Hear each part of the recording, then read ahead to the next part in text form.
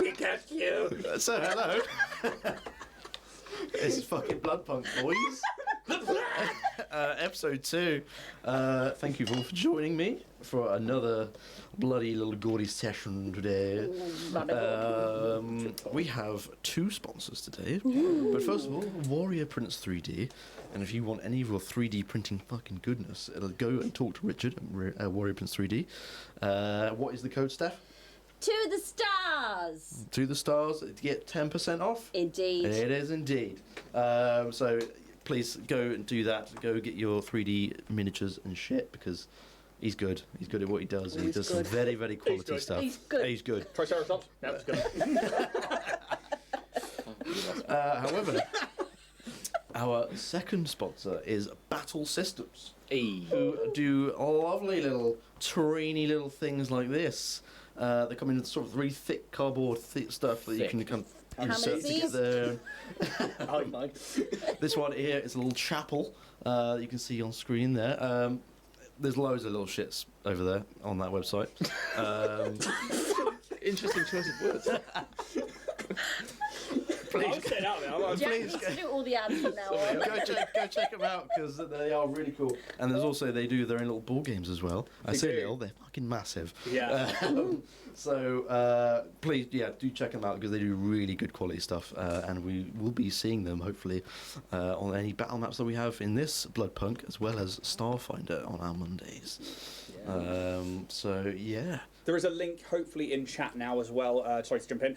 So if you are looking at 28 to 35mm terrain, it is a really sturdy cardstock. Click that link. It just takes you to the website. It's not affiliate code or anything like that, but it lets them know you've come from us, and that makes a massive difference because it just lets them see where people are coming to from for their website. And if everyone's clicking it to come from us, then that is a win-win, really. Indeed. Yes, absolutely. Anything else that anyone wants to mention or talk about? Any random little things that have happened this week? We've got Lightwell Live next Friday. Oh, yes. So Jack, Steph, myself, Siobhan and Tommy will be back at Happy Piranha Troro from 7 o'clock.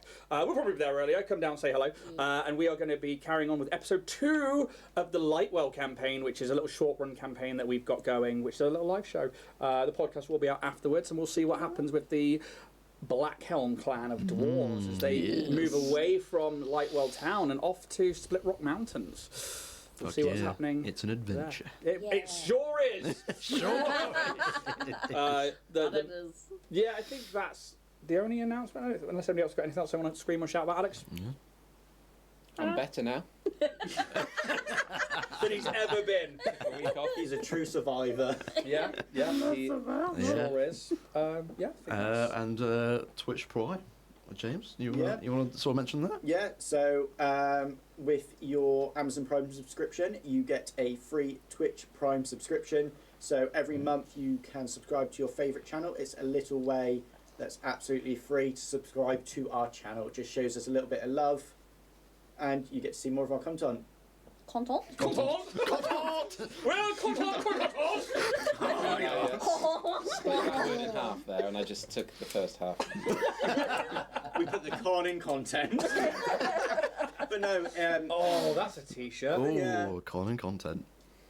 Makes you sound like scam artist. I was going to go with the first half that Alex heard. I was like, that's not what I heard. We put the cunt in content. And 2 minutes. Anyway, It has been 2 minutes. we're safe. We're not going to be demonetized. Well, Jack fucked up the first 2 minutes. That's true. That's my bad. I can't help myself. We're a non-monetized channel at the moment. It doesn't overly matter. This is only for future use. I need to rein it in. That's what I need to do. But yeah, it's a little way that's included in your Amazon Prime subscription to show us a little bit of love.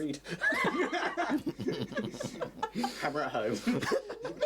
They will subscrib. They will. We need mine yesterday. You did! I saw it. It came up as I was having a play around. In all fairness, to people out there who are doing it, again, thank you, because it makes a world of difference. Like, to see that we have followers and subscribers, as we try and push towards Twitch Partner, which is 300 followers, that will be one great thing. But also with the subs, especially with the Amazon Prime subs, it's nice to just have that little bit extra, because every sort of like 4 or 5 months we get dropped about 50 quid from Twitch, and it's nice to either give it to the players or throw it into something. And yeah, it's just a really nice little thank you so much. It genuinely means a lot to me, and to hopefully everybody that takes part with Dragonborn Industries. And outside of that, talk to your fucking mates Yeah. and your family. Like, let them know it's an awesome D&D stream over here at Dragonborn Industries. I mean, Tell your nan. exactly. Tell your My nan. nan's dead. That was the sound, that was right? coming. That's exactly what you were after. Oh, Christ. Jesus. That fucking video lives right in my head. Yeah, tell a friend. Yeah. I think that Jack is absolutely right there. I actually realised we've missed something else. Dragonborn Industries as a whole is actually at the Cornwall Games Expo in Helston this weekend, so Saturday. It's from 9 till 5 at the hall down there, and I can't remember the name of the hall. But it's on my socials, and it's on Roll the Dice Cornwall socials. So if you're around in Cornwall, please do come down. Coinage Hall, isn't it? Pardon? Coinage Hall? I think it's called that. Yeah. I live here. It's the one hall in Helston, pretty much. I mean, there's one all. Apart from going on the school run, sometimes popping in to see Steph when I'm towing onto Yaz's coattails, I don't go anywhere. Well, I think we should fucking get in to the world. So let me put some music on air. Righty then. So, episode 1. What happened in episode 1? Well, all your characters were seemingly arrested on false claims and just taken away and put into a cage which is being driven by what seems to be some sort of bloodwork engine, like a very old car basically, but running on blood. And on this cage you were then taken to a correctional facility, also known as a prison, which there were not 50 guards per tower, there were 50 guards in total. And you spent approximately about 2 days and a night there, and you very nearly escaped, which I was not expecting, but luckily you didn't. And when you woke up the next morning, you were taken away again anyway, moved somewhere else. And you were then taken to the courthouse in a place called Mornham Abbey. In this courthouse was very grandeur, and there were lots of Kanrathian vampire sentries. These guardsmen who are quite clearly, at least 2 cuts above the normal policeman in Kanrath. They look like they would take you out in just a second. But they let you pass, as you're here for your trial, and you sit upon these sort of thick wooden benches, and there is this fence that's kind of cutting the room in two, and behind it sits a judge who looks clearly very royal, very noble, in the sort of crimson robes and long white hair, who looks like he's just really bored of this the whole day of concessions and trials. He's just very done with the day. But there is a man currently standing on this central platform to this area who is giving this very long speech about how the vampires will fall, and one day the humans and the normal folk will take over again, and life will be peaceful. And his speech is interrupted in just the matter of a heartbeat, as you can see now the judge raises his hand, and this man starts to float, and his throat is just shut off. He cannot talk, and in this second or 2 seconds, you can see his veins begin to literally burst, and his limbs bend the wrong way, and his face is just pain, absolute agony, in this just very small time frame, and then his blood just bursts from his body, and in this moment it all looks like the blood is almost in suspension in air as it stays there just for this little microsecond, and then just drops to the floor like a sack of flesh and gore, nothing left to this man whatsoever. And the judge then stands up and says, "The trials are over, and I'm done with the day. Everyone else be executed." without trial. It is at this point that the vampire sentries and some other standard policemen go in to basically knock everyone unconscious. What's even the word? The people who are under trial, including yourselves, they come up to you on your benches and they start to attack you. Not to kill you, but to just hit you with blunt weapons, and they punch you and they kick you. They do absolutely everything in their power to render you unconscious. Harder, daddy. So is this the enforcement, or is this like just the mob? No, this is the enforcement. Right. As the judge has given his order that everyone else, no more trials, execute them. He's done. His patience is clearly worn thin, that he's just done with it. And no one questions his orders whatsoever. So, what would you guys do in this moment as you are being assaulted by multiple vampire guardsmen? How would you react? Would you just sort of be helpless, or would you try or try and fight back? You know, what would you do? Are we cuffed? You are definitely still cuffed. You've been cuffed this entire time. Okay. I think what Fear wants is to see where that judge has gone and to try and take in the room before he is blacked out, basically. I say make a perception check with disadvantage because of all the mayhem that's going on. It is absolute fucking bedlam in here right now. Okay. Okay. Okay. That is a 9. A 9. Really high, guys. Just Rack 'em up. blitzing rolls right there. You lose him. You can see that he exits left from your view. He was quite central, and he's moved left. But as this sort of some of these other prisoners are being assaulted, you try and sort of look past as you yourself are being assaulted. Yeah.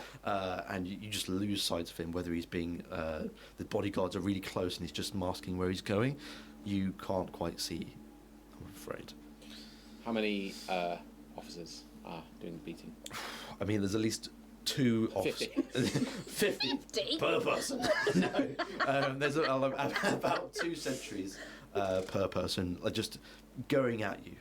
They don't care in what sort of state you're in. They are punching you. They're kicking you. They've got their blunt weapons, just absolutely hammering the shit out of you. Anyone else? I feel like I'd just kind of like almost try to defend myself by putting my hands in front, probably to no avail, and they just... Yeah. I think maybe for you it'll just be like 2 hits or something, just boosh, and you're out. Oh. Cheese. Carrots. Could I feign to be knocked unconscious, like be like and like go down and kind of like make it? You've got me. Yeah, he's got me. My poor heart, it cannot take it. I mean, you can roll me a deception check. Come on, big numbers. Big dice. Big numbers. Big dash. Big Johnny D. Big Johnny T. What they say about big dice. Small dick. Really small. like the penis. Oh, it's a 6. That's a 6. He's like, I think like he would go down. And he's like thinks that like he like probably he's an undead anyway. But then he like just opens an eye. That's exactly how I saw it. Is it done yet? The boot probably just fucking comes I think down. they can probably tell that you're about to fake it, and they're just waiting for that little moment where you go, huh? Boosh! Another kick comes in for the face. You are rendered unconscious. Bounce my head off a stone. What about you two? I mean, obviously, I mean, Marionette, you're an automaton. Yeah, You're made out of metal. Yes, this is just kind of like cool. Marinette is not a combative automaton though. She was made to scribe.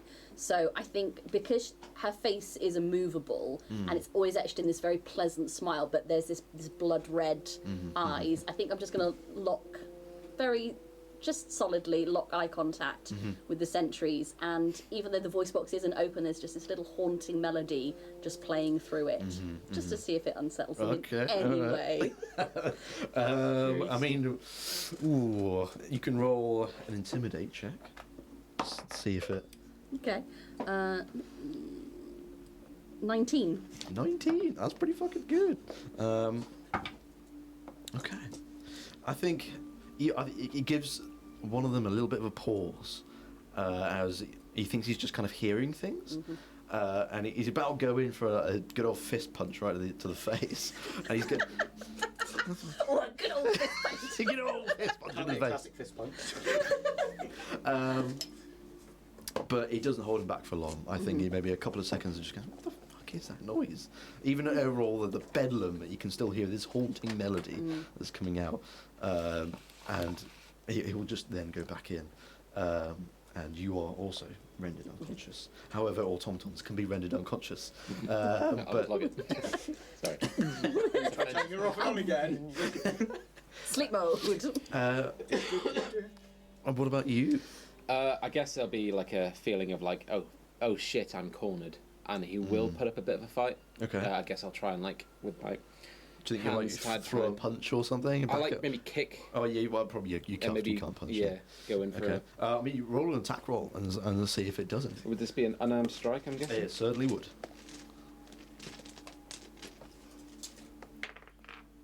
Oh, it's a 19, and I haven't written attack bonus. I don't know what that would be. It would just be your strength mod. So that's a 22. 22. You definitely catch one of them unaware. Yeah, in the nose. Do you think it's like a front kick or like just a straight, central kick, or would you try and get to the around to the side?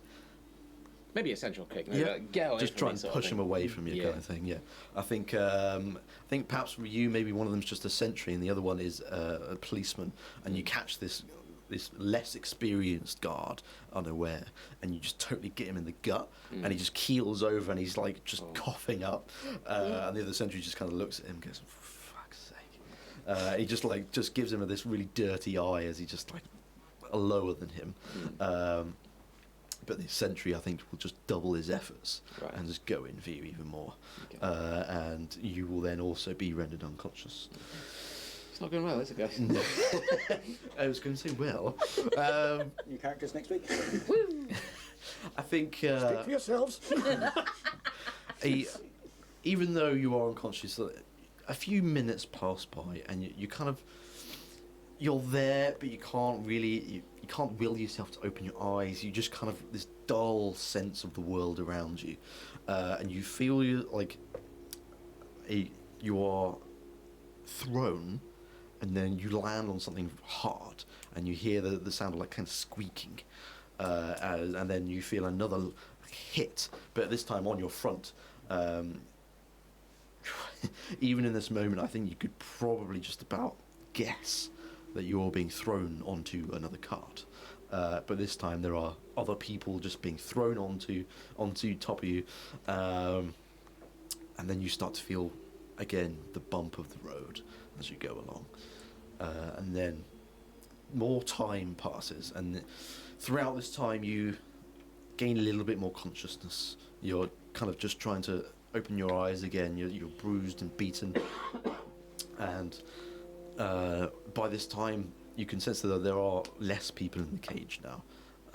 You felt there were a lot of bodies in the area that you were in, but now it's just you four on the cage, and you're being taken along a road that you haven't yet seen. And eventually, it takes you down through the slightly poor end of the city of Kanrath. You don't know how far away from where you were, but you are taken to a wide stone platform where in the center is a large glass container, and next to this is everyone roll me a history check. So are we kind of not unconscious anymore, and we are? Yeah, you are. I think at this very point, you're got your eyes open. You're able to sit yourself up, and you're just taking in everything that's going on and what's ahead of you, basically. So what are your rolls? 15. 15? 17. 17? 5. Okay. 13. 13. Okay. I think I'm maybe taking fuck all. you're just still reeling, I think, from Yeah. the beating that you've just had, and you probably just you see like an image of someone, but you're not really quite sure who it is. Mama? You finally come home with the carrots? Fucking hell. Yeah, but they're sliced, kid. You'll fucking like it. Me and Dad have missed you so long, can't cook. Fucking waste of space. For the rest of you, you see this man standing by this glass container, and you can see the robes that he's wearing. This is a priest of the blood god. He is looking very angry. You can see his face as you start to approach a little bit more that he is burnt. Not all over, but there are definitely just sort of large patches where he's been burnt. Some of it is now just scarred. It's definitely healed over time, but he has quite clearly been burned before. Sorry, lost my place. And he is currently just waiting for you to all arrive. And there's also around this platform just a crowd of people. They are silent. No word is being said, as this is a very different experience than what you've had so far from being arrested and taken to prison. There are people just shouting at you and throwing stuff at you as you're in this cage. But now as you approach this platform, they are utterly silent.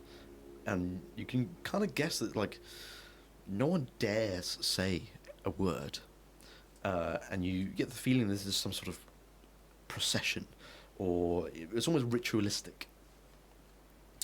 You are then taken off your cage, off the back of this cage, and you are still cuffed.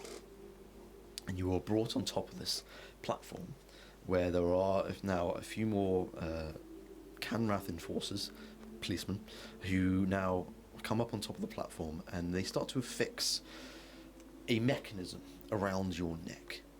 It is a large, brass-looking mechanism that has these tubes attached to them, and you can see needles waiting to clearly puncture. And these are being fixed around your neck right now. And you can then see, as you sort of just look around what you can, there's one tube leads from each one of your mechanisms to this container in the middle. You, in this moment, gather that this is an exsanguination. You are to be drained of every part of your blood. The priest of the blood god now starts to speak as the policemen are now just leaving the platform and going into the crowd. He addresses the crowd. These criminals are plotted and acted against our beautiful city, our crimson jewel of Tulia. This is unforgivable. How could they think that they could have any say in the affairs of our city while you are the ones who work tirelessly to make it better? You should decide the fate of our community, not these rebellious instigators, these terrorists. They have already forsaken the right to carry the holiest ichor that bestows life. I'm getting more scouts as it goes on. Like me. That's good, I love it. You're all good. Due to their recklessness and lack of judgment. Blood is a demanding force. Blood wants its vessel to survive, to act in its self-interest. These anarchists have acted in a way that would harm their own well-being, and therefore their bodies are no longer suitable vessels for the holy essence that they carry. Let it thus be extracted so it can find a new vessel of worth. It is at this moment your collars, on a sort of spring trigger action, the needles right into your jugular, just right into your arteries and veins, and it is just pumping blood. and you can feel yourself like involuntarily just kind of hunching over, and you want to make noise, but there's at this moment like you cannot speak. Your chin is locked in place in this contraption. It's very much like a Saw movie right now. Is it the thing from the image? It is, in fact, in the image. Wow. Except it's a little bit more Down there, guys. restrained. And you can see in front of you, as you're in this sort of like semicircle, facing the crowd and facing this container, you can see that where these tubes enter this container, the blood is just glooping out of these tubes and into this container and filling it up quite quickly. And I will change the music here a little bit. Quick campaign. Jack just wanted to gather us all together just to go, you're all fucking dead. You know what? Fuck you. Okay. So, as all your blood is slowly being drained from your body, you feel colder and colder. The smell of iron is getting heavier. As your life ichor is slowly taken away from you, the sounds of the crowd start to muffle, until you are deafened by an absolute silence. You are dying, slowly but surely. You see clouds forming in the sky, and you hear thunder in the distance. It is... every single one of you have this small little moment as you're looking just up into the sky. The clouds look crimson. Very unusual. It's not something you've seen before, and even in this moment as you're being drained of your blood, you are able to think to yourselves, crimson clouds. Interesting. It's impossible to tell whether this is just part of you being ensanguinated, but you clearly see red clouds forming over your heads. Finally, as your vision turns into primordial blackness, the last thing you see is a blood-red raindrop falling gently on your hand, as if to say farewell as you pass. A warm emptiness fills your chest, and you hear a crash of thunder. It is at each point that one of you will die before the other. So I think everyone should make a little constitution check to see who goes first. Jack hates us. Is it for you? Is it just undoing a lug nut? So Like, hang on, Diz, you've not quite got into the right place. And like, if Fear could push into the collar, he would. He knows it's like fixed and it's like going to go with him. Yeah, But, like, yeah. He would like fucking lean into it. He's not weird. Oh, normal. Fucking normal. I'm just a normal guy. Just an everyday, regular, normal motherfucker. Oh, work at the bank. The wank bank. That's why I got fired. 13. 13, 22. 20. Wow. Look it out. 15. 15. 13. Okay. I think maybe for you two, you are the first to sort of go. And you are able to see each other in this moment. As maybe just make eye contact a little bit and just this. If you could make. Don't bite your lip. Fuck's sake. He's taking. I think in this moment you may perhaps give each other just a little bit of a knowing nod, as this is it. You are passing to the afterlife, and you both either fall forward as you just collapse and have no strength left in your bodies, and I think for you two, you would see your two sort of companions for the short time that you've known each other just collapse to the ground in your blurry vision, as you're slowly seeing these blood raindrops land upon you, and it won't be long until you, even in your metallic form, I think just your limbs kind of collapse a little bit into each other as the blood, your very life essence is being drained, and your tubes are now clear. There's nothing left, and you. Hell yeah, they are. That's slow as well. What's beer just into Johnson High? Charles, ain't nothing coming out of those fallops. Right, it's got poolside. Fuck's sake. Fucking hostile I'm environment. the misogynistic player. It's the woman at the table. Hey, 2024. That's just how it. Hi! Hey. Just an innocent misogynist, aren't you, Steph? I'm just an innocent misogynist. right, Scouse. If that could be the episode title, it would. Oh God! I run a safe space game. What's wrong with me? This is a place for you to be safe to do whatever you want. This is my safe space. Sorry, Jeff. That's fine. That's all good. And obviously, the last to collapse is yourself. I think that you just find a little bit of a font of strength within you to just try and keep going, and you almost try and will the blood back inside you, just to hold on to what little you have left, and it just doesn't happen. You're just willing it to happen, and nothing happens. No. Oh, fuck it. What am I saying? Anyone need anything before I head out? And you yourself eventually collapse. Fucking hell, he's dying. Oh, Well, it's we've for lost real. Now your characters are dead, picking you up one by one. Alright, he highest con save, lowest con. Yeah. Bit of liquid down the lungs. So, new character, everyone.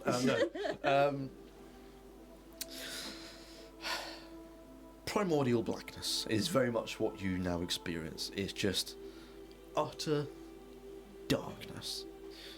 And you lose sense of yourself for a moment. And it doesn't feel like it was too long, but you start to somehow open your eyes again. You feel a strange sense of freedom, as if the pain and suffering you just felt a second ago have all disappeared, and you've been freed from all your earthly burdens, your bodies being the first. As you open your eyes, you are in an empty landscape, and you are floating in amongst a river of blood. The blood doesn't touch you. You kind of look at your own hands as you pull them up in front of you, and you are ethereal, almost like a ghost, and you are just bobbing along in this river of blood. You can see just after a few moments that there are two mountains in the distance, and you can see the river's got to come from somewhere, and you can just about see these trails of crimson red running down these mountains, and it almost looks as if they're crying blood. The soil on the sides of this river is blackened. There is some sort of grass, but it's not green. There's just like a lack of life in there. It's like grey. You don't stay here for very long, as you are then bobbed along the river. And eventually, you see the silhouette of a tall man in the distance, as he just gets up from being crouched down, maybe perhaps looking at something, and he stands up and he turns towards you. And as he turns towards you, your vision blurs, and you again are in total darkness. You wake up in a completely different environment to where you were before. A second ago, you were lying, bereft of life. You now awake with a breath so deep it feels like it was pushing against the walls of your very lungs. The pain and suffering you had just left returns, but not to the extent that you were experiencing. You can feel every inch of your body, all your bones, all your skin, your muscles. You can, just for a brief few seconds, you can feel like every little essence of your body, and then it kind of just calms down and it numbs, and then the next thing you feel is just cold, all along your back and along the back of your legs, just cold. The ice-cold morgue table that you currently lie upon as you awake, just this deep breath that just, you couldn't get any deeper. You are just exploding with almost life in this very moment as you wake up this really cold table up beneath you. How would you act in this moment as you just had this cacophony of visual and physical experiences? Violently? Like fucking like grabbing whatever is around me. You go to sort of grab anything, there's nothing to grab, and as you open your eyes, can you see in the dark? Yes. Okay. Vampiric vision. Yeah, you can just about see because of your dark vision, but everything's in like grey tones, like there's no colour anywhere. But you look around and you try and grab something, but there's nothing near to grab. You look over to your right, and there is a corpse or a body lying on another morgue table to your right, and same to your left. Everyone else, what would you? I mean, it's hard being metal. It is, yes. Yeah. I think, but it's obviously the awareness of self is probably something new and different. And I think Marinette is just lying still very, very still and trying to listen for her surroundings to try and get an idea of what is around her, like listening to like creaking floorboards or a drip in the distance and trying to find those minute sounds to ground her. I think give yourself a perception check. You can have advantage on this purely because of you waking up has just kind of like excited all the neurons within you. It's almost like super hearing for this moment. 23. 23. Very good roll. I think with that roll, sort of just before, but in the moment that you wake up, you heard what seems to have been a door closing or being pulled shut, and you can hear slight footsteps being made across stone. It is obviously in this moment that you also hear some other people awaking, just and you instantly know in this moment that you're not alone. How about yourself? I'd probably be like almost taking inventory, not necessarily inventory of my body, but kind of coming back into my body, readjusting to having my fingers, my toes, checking I've still got both my ears, my tail still attached, just coming into that sense of body and being, just kind of feeling my heartbeat, the breath come back into my body. Sure. Kind of just looking around, making sure I can imagine in this moment it's sort of watching it happen through my eyes while not being fully present as I gain the awareness of I'm back in my body. Okay. I think for you probably, even though you sort of try and stay still as much as you can, you still haven't, you arch your back as you're breathing so much air in this moment. You look sort of down your body and you notice that you are naked. There are no clothes, but you have this translucent covering, so you can almost see the body, but you can't. The details are blurred, but that is all you're wearing. You have no belongings. It's just you, this ice-cold morgue table, and this translucent gown. But over here for Fear. I think the last time Fear woke up on a cold floor or a cold slab was the first time he woke up. And he hears the clatter and the violent wake up, and in this moment, like, his eyes are closed, but that come back to life. He's relived this moment many times, be it through sheer malevolence or punishment or appraisal. He has lived through waking up so many times, and he's like, and he like, brother, and like gets to his the side of the table, realizes he's at the side of the table, falls to the ground, almost ready to like take a knee. He's like, Master, I have failed you, brother. And then he like opens his eyes. Yes. No more. No more. Okay.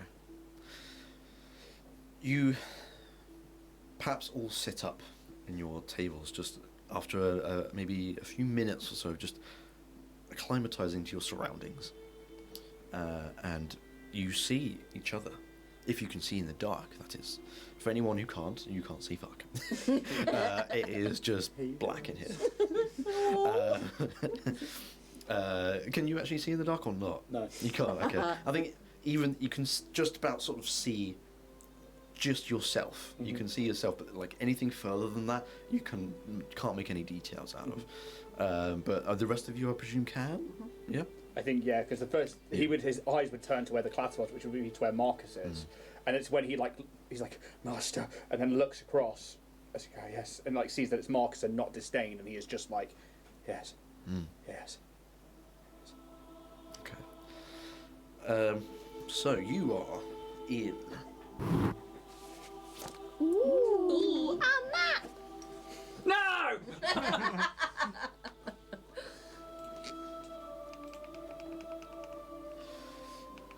This is the morgue room that you are in. Even though it is blackness, this just gives you a little bit of a representation of what you're currently in. If you have your minis on you, choose a table and put yourself on it. I think someone's got my minis. Oh, please. Here's some we prepared earlier. They're all accessible. Put those down there. Minis. Any of the empty ones, obviously. Can we not share? Birds? I guess we'll just go there. I'm the small spoon. I guess you were next to it by the time of it. Yeah, I think. I think you've put yourself on an occupied one, mate. Yes. Go on this one? Yeah, that would be. Oh no, I'm too rolly. Just to give you a bit of representation of where you are. So, Marionette, I think you're. Hello. Oh, hello. What are you doing? I dropped the pen. Oh. You're out of daydream. You are the only one. Well, I think actually we'll let everyone else make a perception check here. Big dice! Big Donny die! Big Donny die! 13. 13. Oh, Brothers! No, I'm good. fucking let him down right there.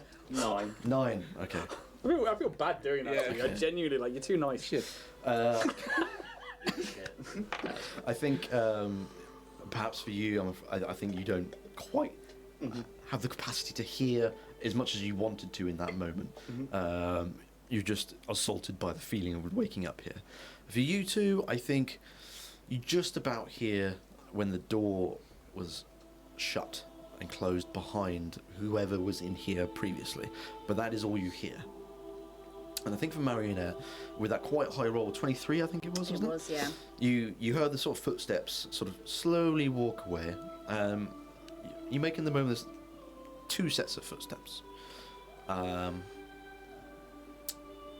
you can hear ever so slightly the murmuring of speech and talking from that direction. But it is certainly getting quieter. And we're butt naked.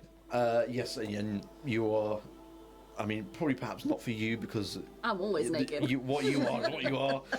But for you three, definitely, you are naked, but you are wearing these translucent gowns. You haven't been cut open. You haven't been autopsied or anything yet. But you are within this dark room. I think for you, what you'd see is just heavy, like, laceration scars and stuff like that, which are...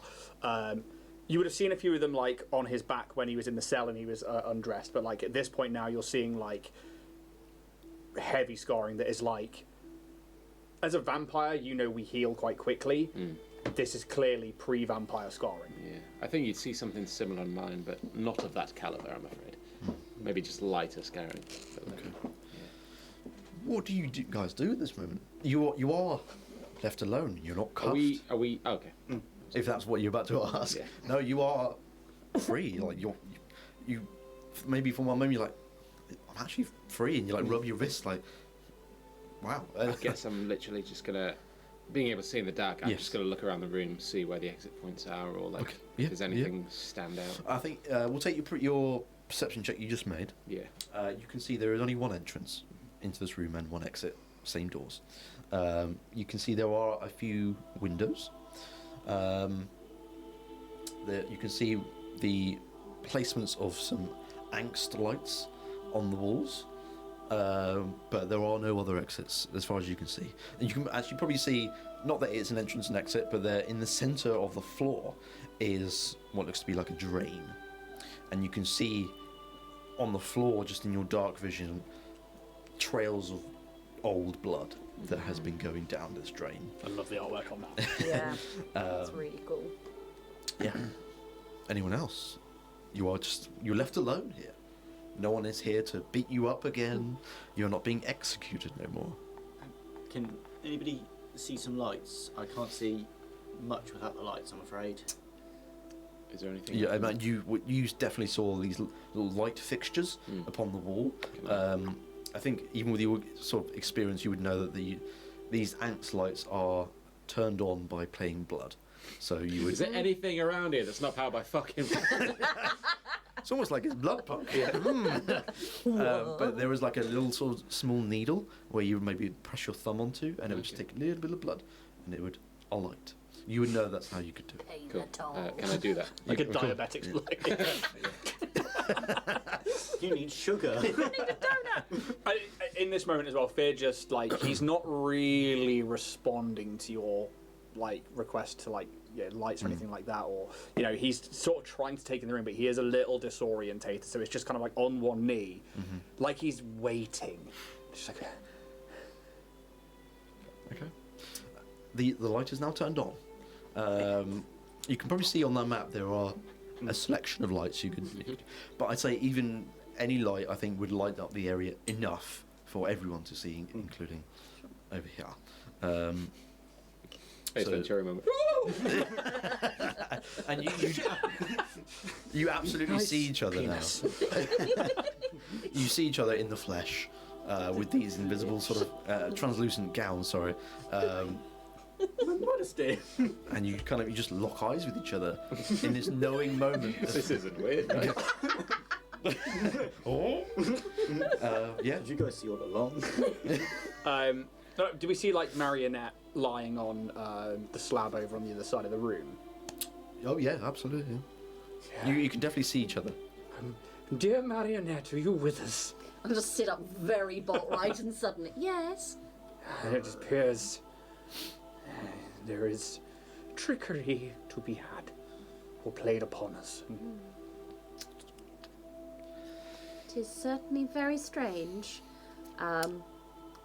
Is there any kind of like desk or writing equipment? Of course, anywhere? yeah. Do you want to sort of have a little route around? Just do, yeah. yes. Make an investigation check then, please. Bad. Is Marionette wearing one of these as well? No. Weird. That's just bloody favouritism. That's only an 8. Only an 8. Okay. I think even with that, as you can see around the edge of the room, to that corner towards you, there are worktops. Okay. You can clearly see that there are instruments on here. There are syringes, empty, but they're there. There are some scissors, maybe like a few scalpels, that kind of thing. I think you see on the window that's just behind the worktop that it is barred, and it has been purposely blacked out. But unfortunately, with that roll, that is all you would see. Yeah. I will, however, say to the others, my initial assessment is that there have been 2 persons in this room prior to us waking. They have been walking down the corridor. I assume it's a corridor. It might be larger. But they have been discussing and walking away from us. So I assume that we have some time at least to ourselves. There are tools and things over here, and a blacked and barred window, though I cannot make out much more than that. Yes, yes. Marcus, look for implements of, autopsy and Is that? medical, and Sorry, I was going to ask. Is that what the implements are like? Yeah, I mean, you can, maybe when Marionette maybe points it out, Yeah. you have a little look yourself, and these are quite clearly to chop up bodies and see what killed them, that kind of thing. Come now, good doctor, time to go to work. And if I can make my way over to a table to pick up things like a bone saw and a fucking scalpel or something to like Yeah, start putting in my prison pocket. you can see them laid out. You can see them laid out. Are you a medical doctor, or do you just have a PhD in bridges or something? Dentistry, not a real Bridges. No, my dear. Oh, I love it. Real doctorate, medical studies. No, let's not disparage. Emotional intelligence is just as valid. That is true. But I am that of the physical, not of the mental.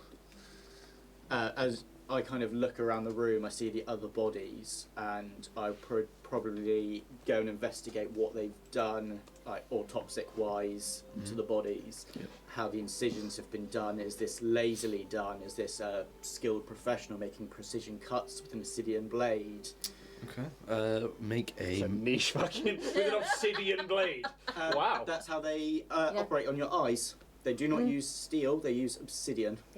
That's so fucking metal. Yeah. As fuck, man. Medicine check, please. No, for fuck's sake. It's definitely not a bridge. 4. Oh, fuck. Okay. You fucking roll! 2. Jesus! No, it's Okay. Call me Jesus if you want. I think because only one of these lamps have been lit, it's not giving you enough light to be able to look precisely.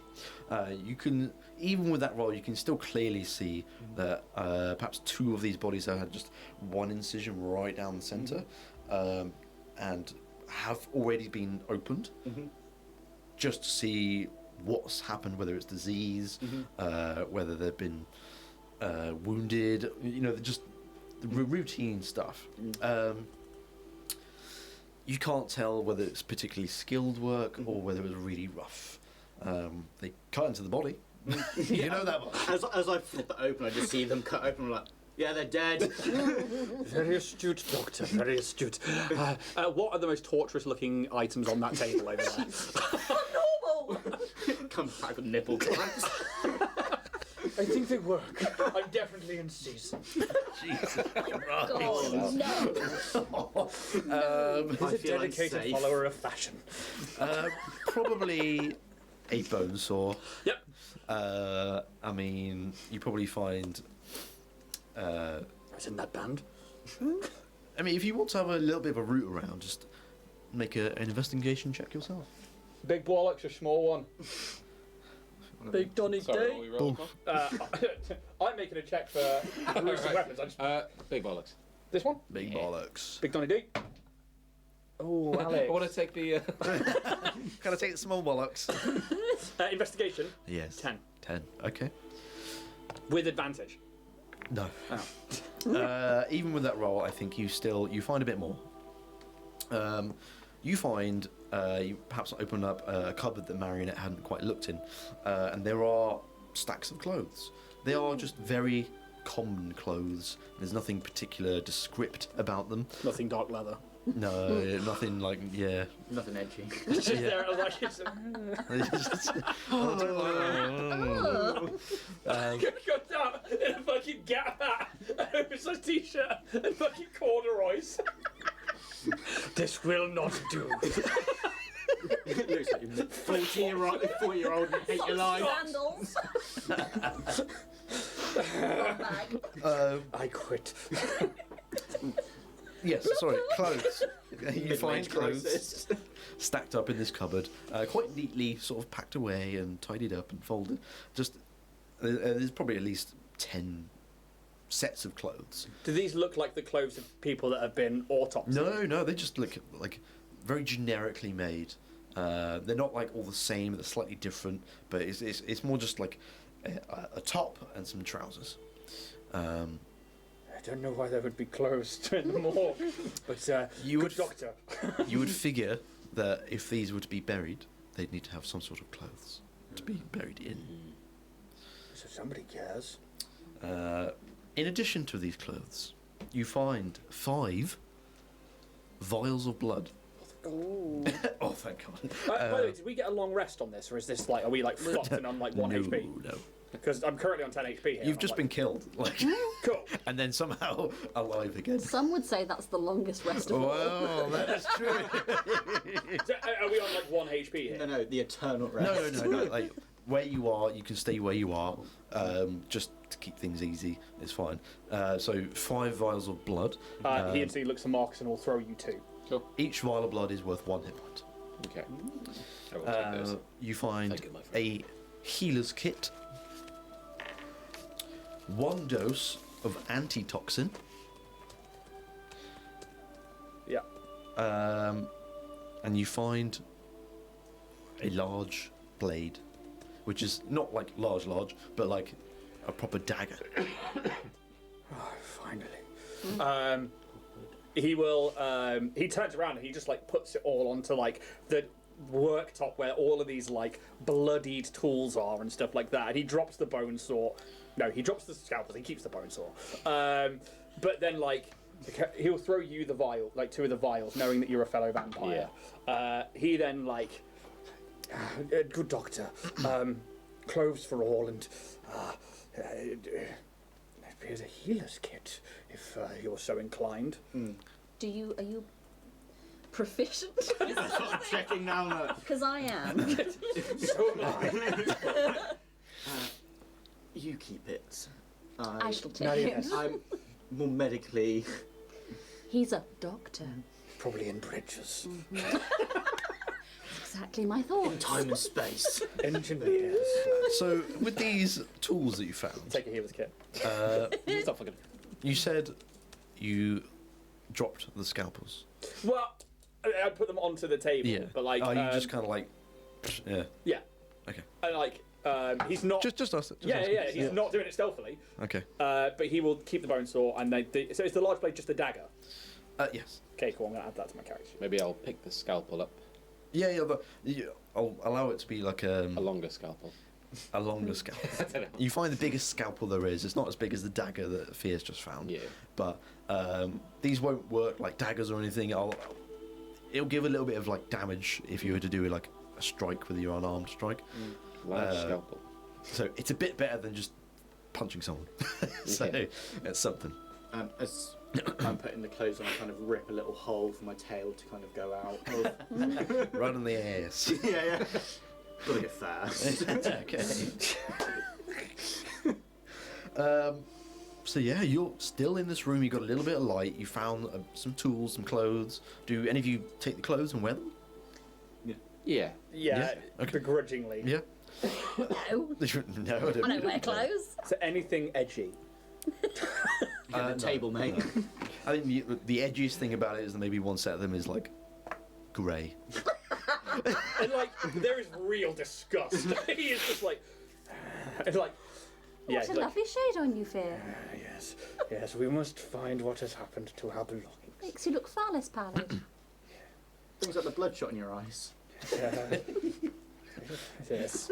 And like, he's just like muttering, and it's just like, yeah. Okay. Fucking kill you. You're useful for now. So that barred, is it like a window that I spotted earlier? Is it sort of like window, or is there like bars and then window? It's window and then no, it's bars and then window. But you So can put your arm. You can try and cock the window open a little bit. I wanna Hey. do the finger test on it, just on the kind of glass to see if it's a two-way mirror. Sorry, you're gonna do what to the mirror? Like, So you know the finger test that you. I see what you're saying. Okay. 2 in the Yeah, when you said finger test, I was like, Beer's over there doing the finger test on the corpses. He's not. Christ. Definitely dead. Definitely dead. He's made it into a Muppets. Nightmare Muppet. Oh, good doctor! You can make a perception check for me.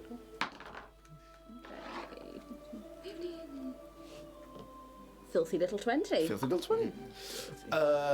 You go to put your sort of finger up, and you can just about tell it is not a two-way mirror. Cool. These have just been purposely blacked out because vampires don't like sun. Oh, yeah. So they've blacked it out. But it is while you're sort of trying to touch the glass and have a look at it, is that you probably could unlatch it and open the window ever so slightly. Yeah, I'll do that. Okay. You cock it open, and there is a small gust of wind. It doesn't blow anything about or anything, but you can. It's quite sudden. The sort of, I say sunlight, but it's almost like dulled, which is quite normal for Tolia. But the sunlight beams through a little bit, and you kind of cock it sort of a little bit, so it kind of sprays across the worktop that is behind. So it adds a bit more light to the room. But yeah. That doesn't come across to us, does it? Okay. I get a mirror. I direct Depends where you I are. hold up another mirror. It's like, still early. Yeah. You are still alone. I think we need to find a way out of here. You said they'd gone out the door? I heard them leaving and walking away. I don't know how many more there might be or where we are, but we might be able to move with a little trepidation, but swiftly might work. We could get the jump on them if they return. Perhaps they have more weapons. Fear does have a bone saw. And a knife. There is also the drain. If we can see if we can get that open. I know it's not the prettiest. And Now, hold on a second. If this is a morgue and we are, well, in our birthday attire, then surely our previous belongings may be here.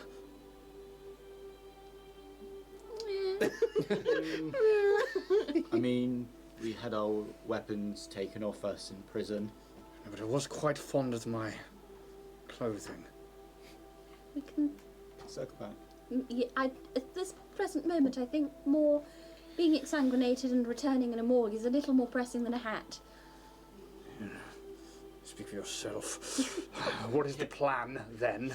I would probably go to the middle and see if there's like handles to the grate, if it's able to actually be moved. I won't get you to make a roll for this. There are no handles on this. It looks like just sort of one cast iron plate. It is thick with two C's. Only a little bit thick. And it. It's not prison thick. You can see it is slightly raised off the ground, probably to allow the blood to flow to it. But it is bolted to the floor. The shit ain't moving. It appears the door may be our only option. And chance at the hats. I don't think we can go out all wearing our birthday suits, so I wear it with pride. He's just holding a bone stalk and fucking dagger. He's like, you shouldn't. It might draw unwanted attention to us, Fear. Actually, no, because he has said he's put on the clothes, actually. So he is yeah. wearing, like, the common clothes, I guess. The Gap clothing. Perhaps we should do this stealthily if we're going to escape. Escape. It sounds like escape. Please, then, my vampiric brother, if you would like to... Can I give it a go? Oh, The door again? what is it you're doing? So I'm opening the door, You do, yeah.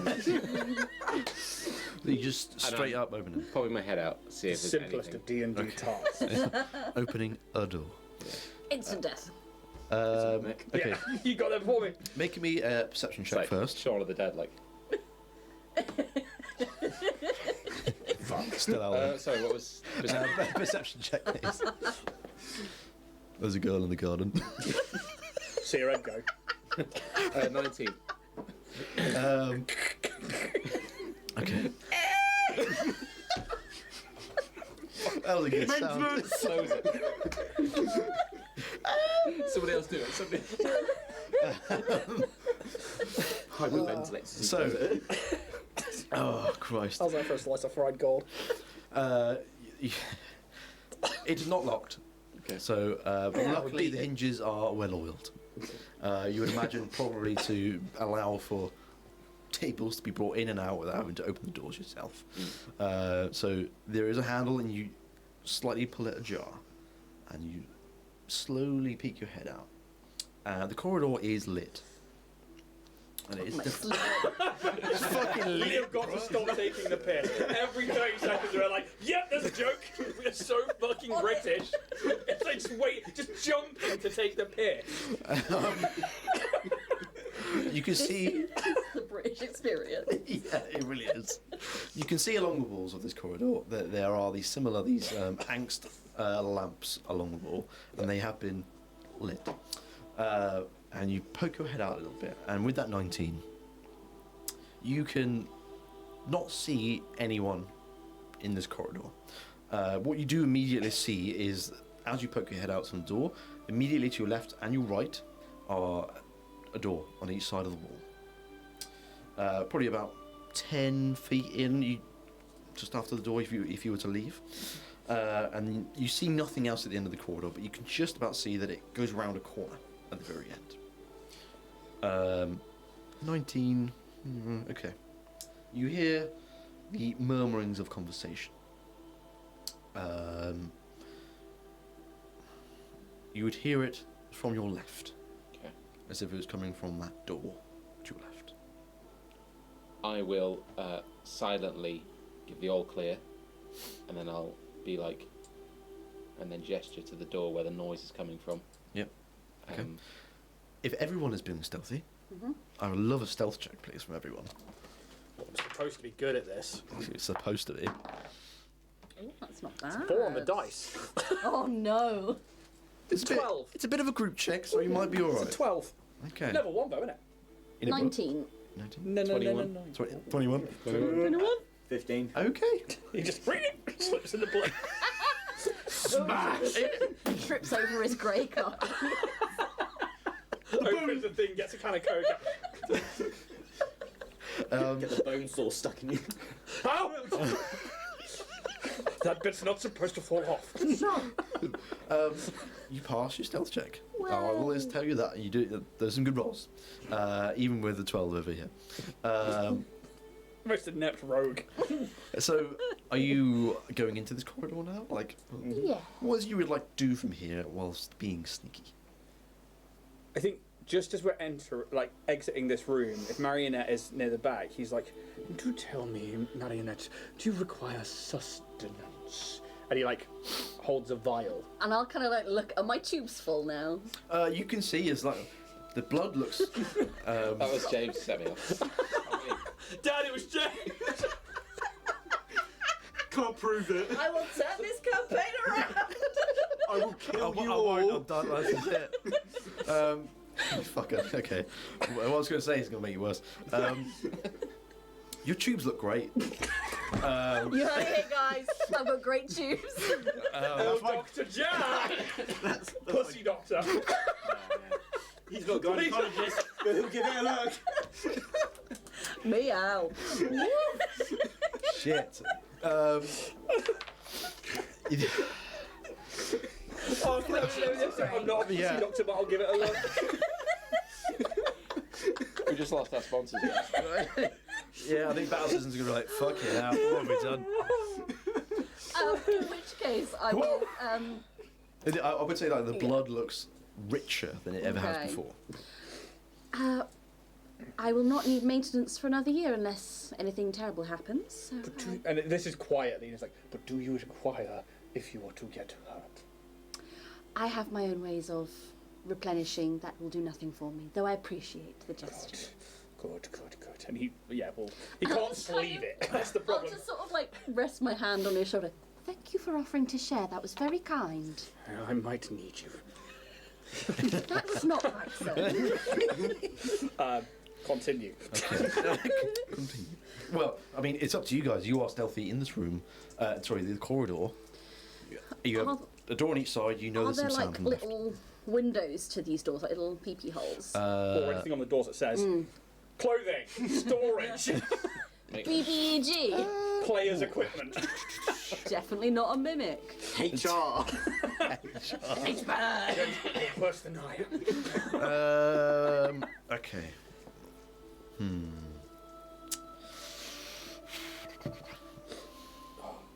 Give us some more. Tell me about your doors, Jack. I'll tell you about my doors. If anyone's looking at these doors, make an investigation check. I'm supposed to be good at this. Better than Oh, there we go. time. 23. 2. 2. 18. 18. 3. Okay. Let's go. Let's go. What you lost? A red die. A red D20.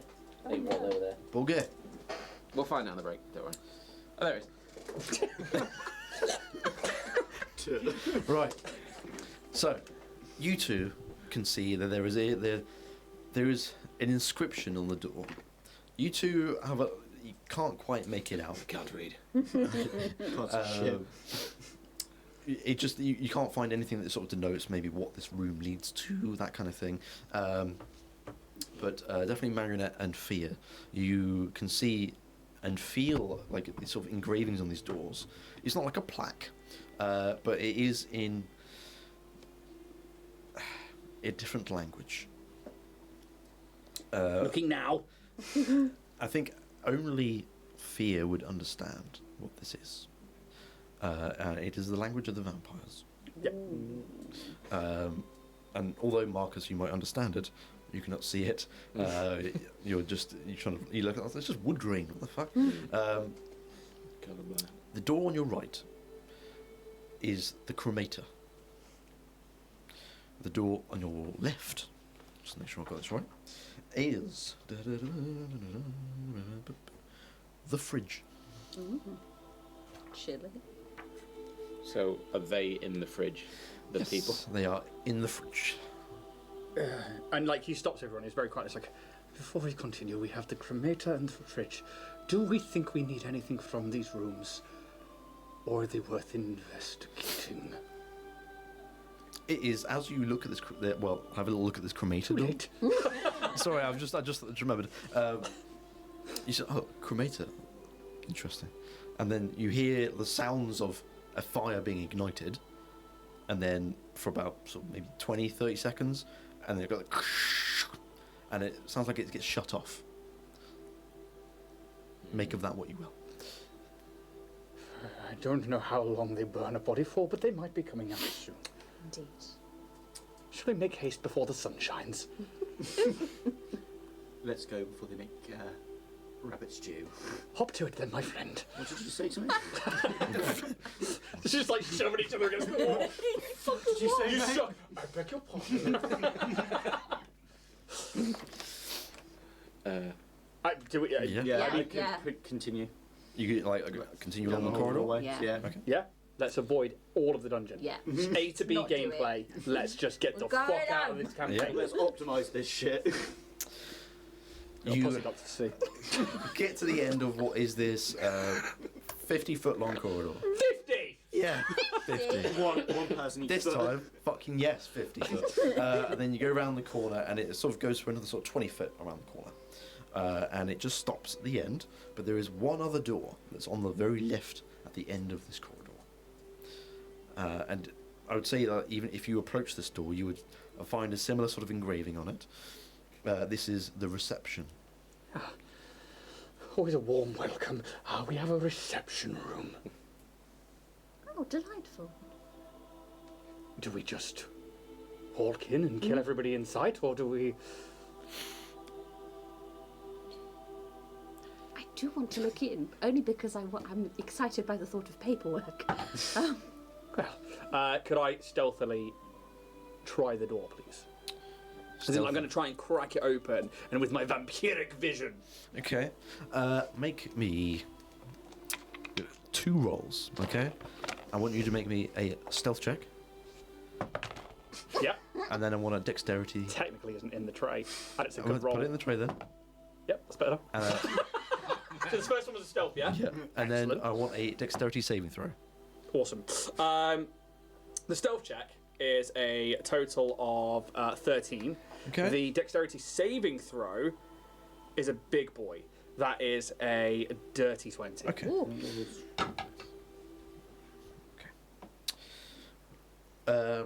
You're a little bit louder than you perhaps might have hoped you would be. And you try and sort of open when you use the handle. It's not on a latch or anything. It's just kind of modern door handle. And you just get to a point where you think it's fucking locked, and then you just pull away in time for it not to make any noise.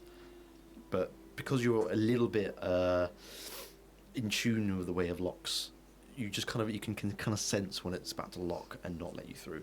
It is locked. Yeah. You feel you've made a little bit of noise, but not too much. It is in this moment you hear another door open, and you hear the sounds of 2 voices. Yeah, did you hear about the blood rain last night? Yeah, I did, mate. It was fucking awful, wasn't it? Yeah. And you can hear them sort of walking along. Jimmy Two Fingers. I'm gonna look at it, big C. And you can hear these footsteps get a little closer towards the corner that you are currently on. It appears we have incoming bites. I would like everyone to make me 1 stealth check right now. Everyone, you say? Stealth check, please. Oh, it's not good. It's not good. Oh, Christ. Bear in mind, 5. Yeah. It's like freaking low rolls a bit. 13. 13. 6. 5. 6. Oh, man. Oh. Okay, right. Well, these guys are going to get 1 roll, and if they get lower than a 5, then you might be alright. Okay. Yeesh. Waste that nat 20 now. Wasn't a nat 20, but certainly beat the 5. They continue walking, and they're talking about the blood rain. And it doesn't take them long to approach the corner. And maybe, I think all 3 of you just are not really sure what to do, and you shuffle on the floor a little bit like... Awesome. You've got nowhere to go. You've got, like, nowhere to be going. Jim, you leave the bodies up here. Again. And one of them stops just before they get to the corner and says to the other one, are we meant to be checking the cremator next, are we? And the other guy's like, we did that before the fridge, mate. We've just done the cremator, and now we've done the fridge, and now we've got to go back to the reception. And that's when they start going around the corner and they see you, they clock you. I'd like to boorish one. It is in this moment where they're like, hey, what have these got on the tables? And the other guy's like, oh, they think you're fucking right, mate. Yeah. And they go in for you, but they don't go to like try and kill you or anything. They're quite bemused in this moment as like you were just dead on the morgue tables and now Kill them all. seeing your life. And they go in to attack you, so roll initiative, please. Ooh. Here we go.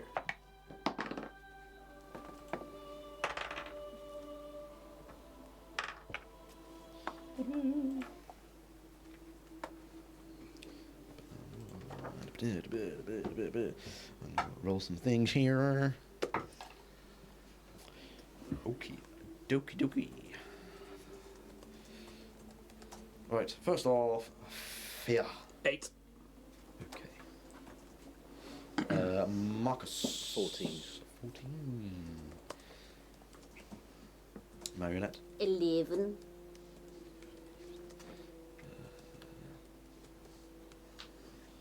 And yourself over there, James. 20.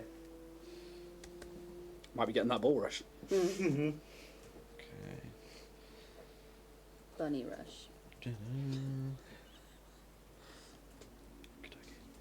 Okay, so you are definitely first. Mm-hmm. What would you like to do? You're about 20 foot away from. I would have, first one.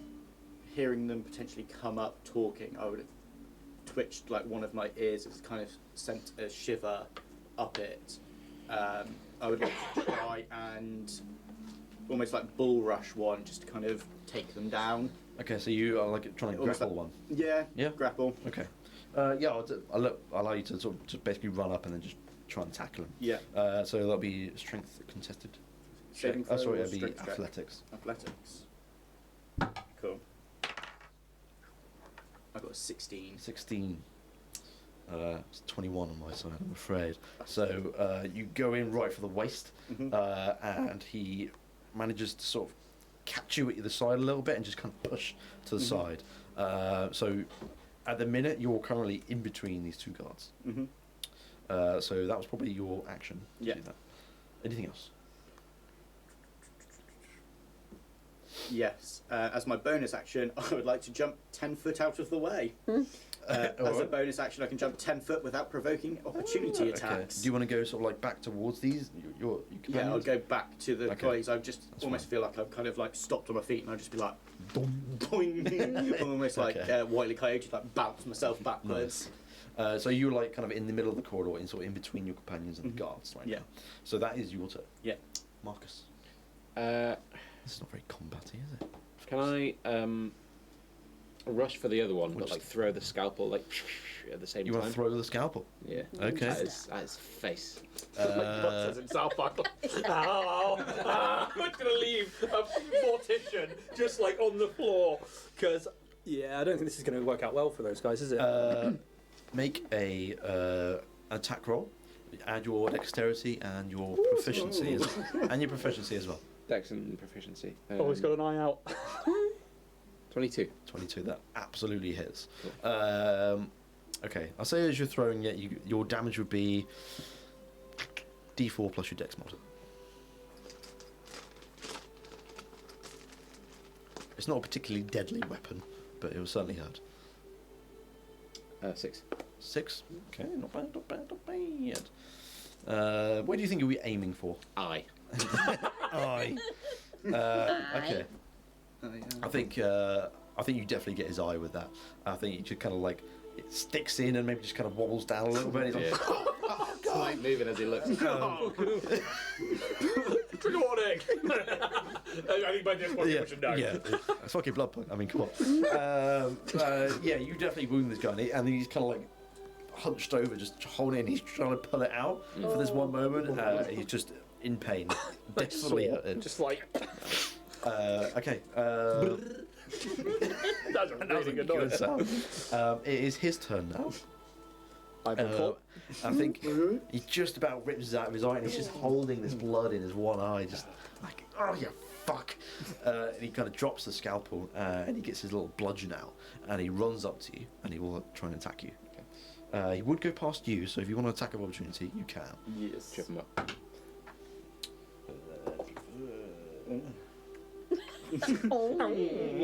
That's like the highest I've rolled for like the last like 3 weeks. Okay, so we'll do yours first as he goes past you. I got a 25. Fucking Christ. Yep. What are you hitting him with? Just your fists, or My fist. my Punching fist. big old fist? Yeah. Okay. So That's an arm damage strike. equal to your strength mod, I think it is. isn't it? It's 5 for 5 bludgeoning damage. Cool. Yep. Yep. It's dead. Good. Cave his head in. Okay, he's still alive. But he takes a Clobbering good old fist punch from Doctor over here. But he still makes his way over to you, Marcus. And he rolls a 15 It to doesn't. hit. You are I not don't- wearing armour. Yeah, I was going to ask. You're not wearing armour. No. So it would just be... Is it a flat 10? I 10 can't quite plus remember. your dex. 10 plus your dex. Yeah, it's. Okay. And I'd be like, oh god, I haven't got my fucking dice out. Fucking hell. Big Donny D? I don't need that. I need 6. I need the 6s. Where are you? Oh, there we go, that'll do. Where are you? Where are you? Okay. That is 7 bludgeoning damage. 7. Oh shit. This is a sturdy ass bludgeon he's using. You can tell he's not trying to use it in deadly force, but he is just, like they've been trained to do, knock people out. And these bludgeons are exactly designed to do that.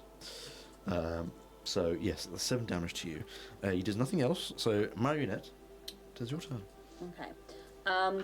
It's quite a narrow corridor. It is a 10-foot wide corridor. Okay. Could I try and not bleed him at bleed face, but the other one? Can I try and sort of like pin him up against a wall? Yeah, I'd say that's probably another grapple. Yeah. Yeah. I've immediately forgotten what I do for grapple. Is it athletic? Not good. 6. 4. Oh! So how do you pin him up against the wall? Like maybe just like an arm under the chin and just trying to like keep him there, or how? Yeah, I think it's sort of almost like this statue basically coming towards him, looming over, and just arm on the chest, and the stomach to kind of keep him in place. Yeah, yeah. And just this plain, placid face with these blood-red eyes just staring, going, "This isn't any way to treat the recently deceased now, is it? Would you like to try this introduction again?"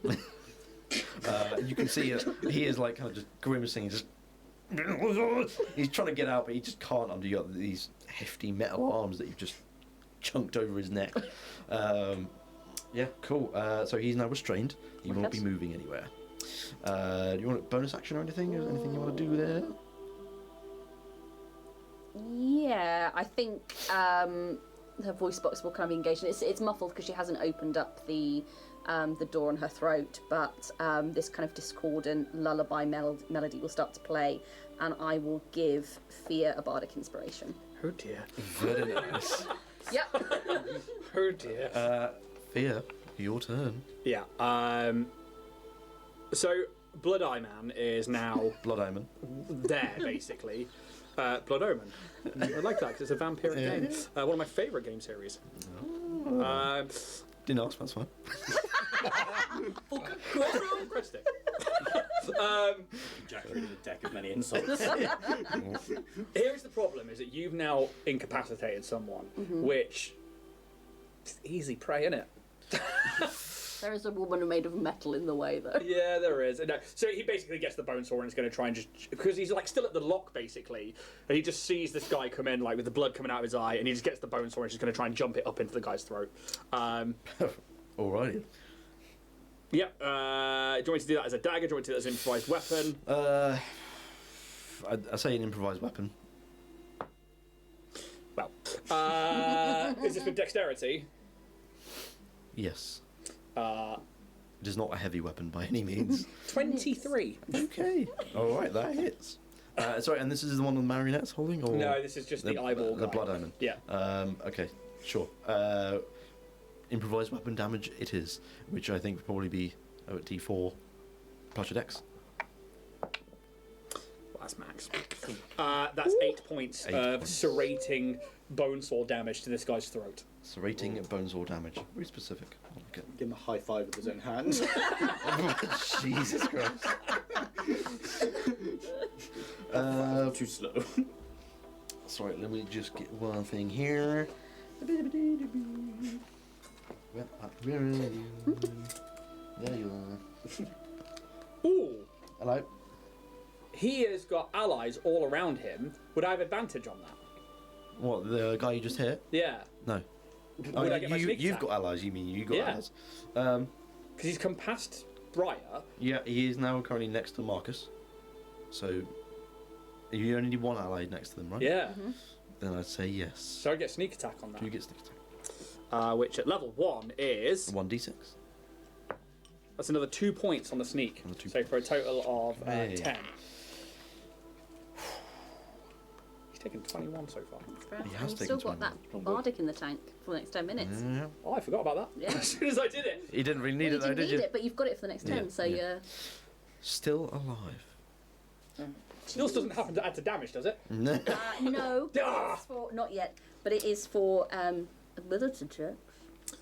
Yeah, and he's just like, ah. And like, as like the blood sprays, there's just a reverence on his face. Yeah. I think as you do this, you've got the. Oh, fucking lost my page.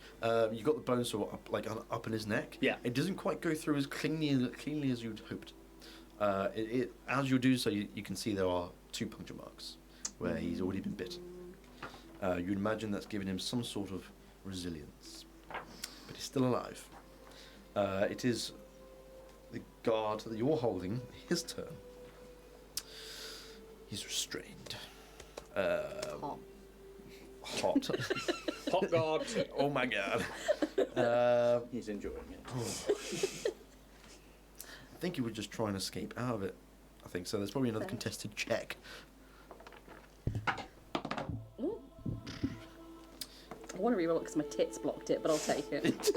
This is why when you game with me and Jack for years and you have the dice tray rule, it's like 2. Two? Ugh. Well, what was the roll on the dice? Just 2. Interesting. I'm not very Okay. strong. It's also a 2. Oh. I can't remember what happens when you match each other. I think nothing happens because no one that you didn't beat. Mm-hmm. So I think there's like maybe a moment where he almost gets out your grasp, and then you just No. like almost mechanically give yourself a little bit of a pneumatic pressure and just Yeah. and then put him right up against the wall again, and he just stands still.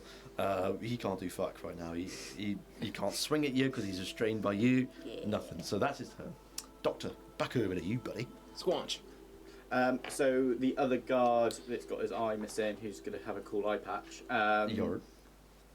Would I be flanking? So if I went up behind him, would it be with advantage to try and beat him up?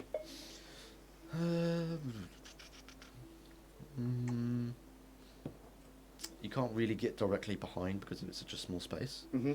And yeah, I think you wouldn't get advantage on this. No, I'm afraid. I was going to try and I'm striking, but I'm guessing an 11 doesn't hit. 11 does not hit, I'm afraid.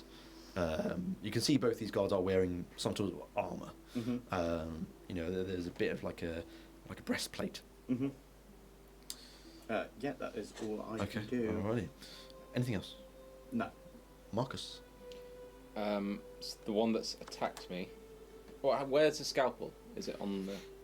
It's just been chucked to the floor at the end of the corridor, a little bit of corridor that you're in. Okay. So it's kind of like next to Marionette's feet, basically. How far is that from me? 20 foot. Oh, okay, fine. You are directly next to a guard. I'm going to go in for a bite. Okay, alright. Roll it up. See if you... Oh, no, he needs to be grappled. Sorry. I mean, you can grapple it. Yeah, I want to attempt to grapple. Alright, attempt to grapple. It's another strength check. So, So you roll... sorry. Athletics. Athletics roll. just a second. 15. 15.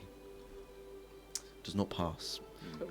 He gets a 19 on him.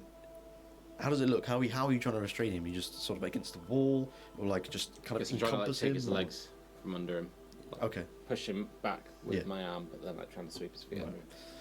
I think he just managed to keep his stature, and you find it a lot harder to try and sort of sweep under his legs and kind of push him back.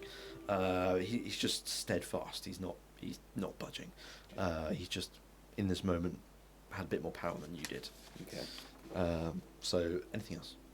You can move. You got a bonus action.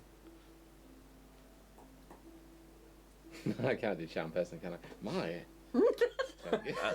No, What a you've fine used, No. eye you have. you've used your action as Yeah, it yeah. is. So I'm afraid. So. I'm going to attempt to move. Can I disengage? Unless you're rogue or a bonus action disengage. No, not in Okay. this moment. I'll attempt to move. You attempt Just to move. risk it. Okay. I'm so going to move to my scalpel. Okay, he will attempt to attack you. It was 13, wasn't it? I don't think that hits with a. I think a 9. Excellent. Nice note, doesn't 9 to hit. Okay, dokie. So he goes to swipe with his bludgeon again right at you, but you just narrowly dodge. and you're free to move, and you can go collect your scalpel. Cool. So you now have your scalpel Mine. back. That very guard is now his turn. You've moved away. Fear's right next to him. You can bone saw up in him. Yep. Give it. He will attempt to attack you. I'm so creepy. It's a 16. Hits. Yeah. If I'm not wearing armor, then absolutely hits. Okay, you're still doing that now. 8 bludgeoning damage. That was fucking max damage on that bad boy. And like that No rings poker his face, bell. like- Yeah. That really You're rings really his taken bell. back like that. Yeah. Yes.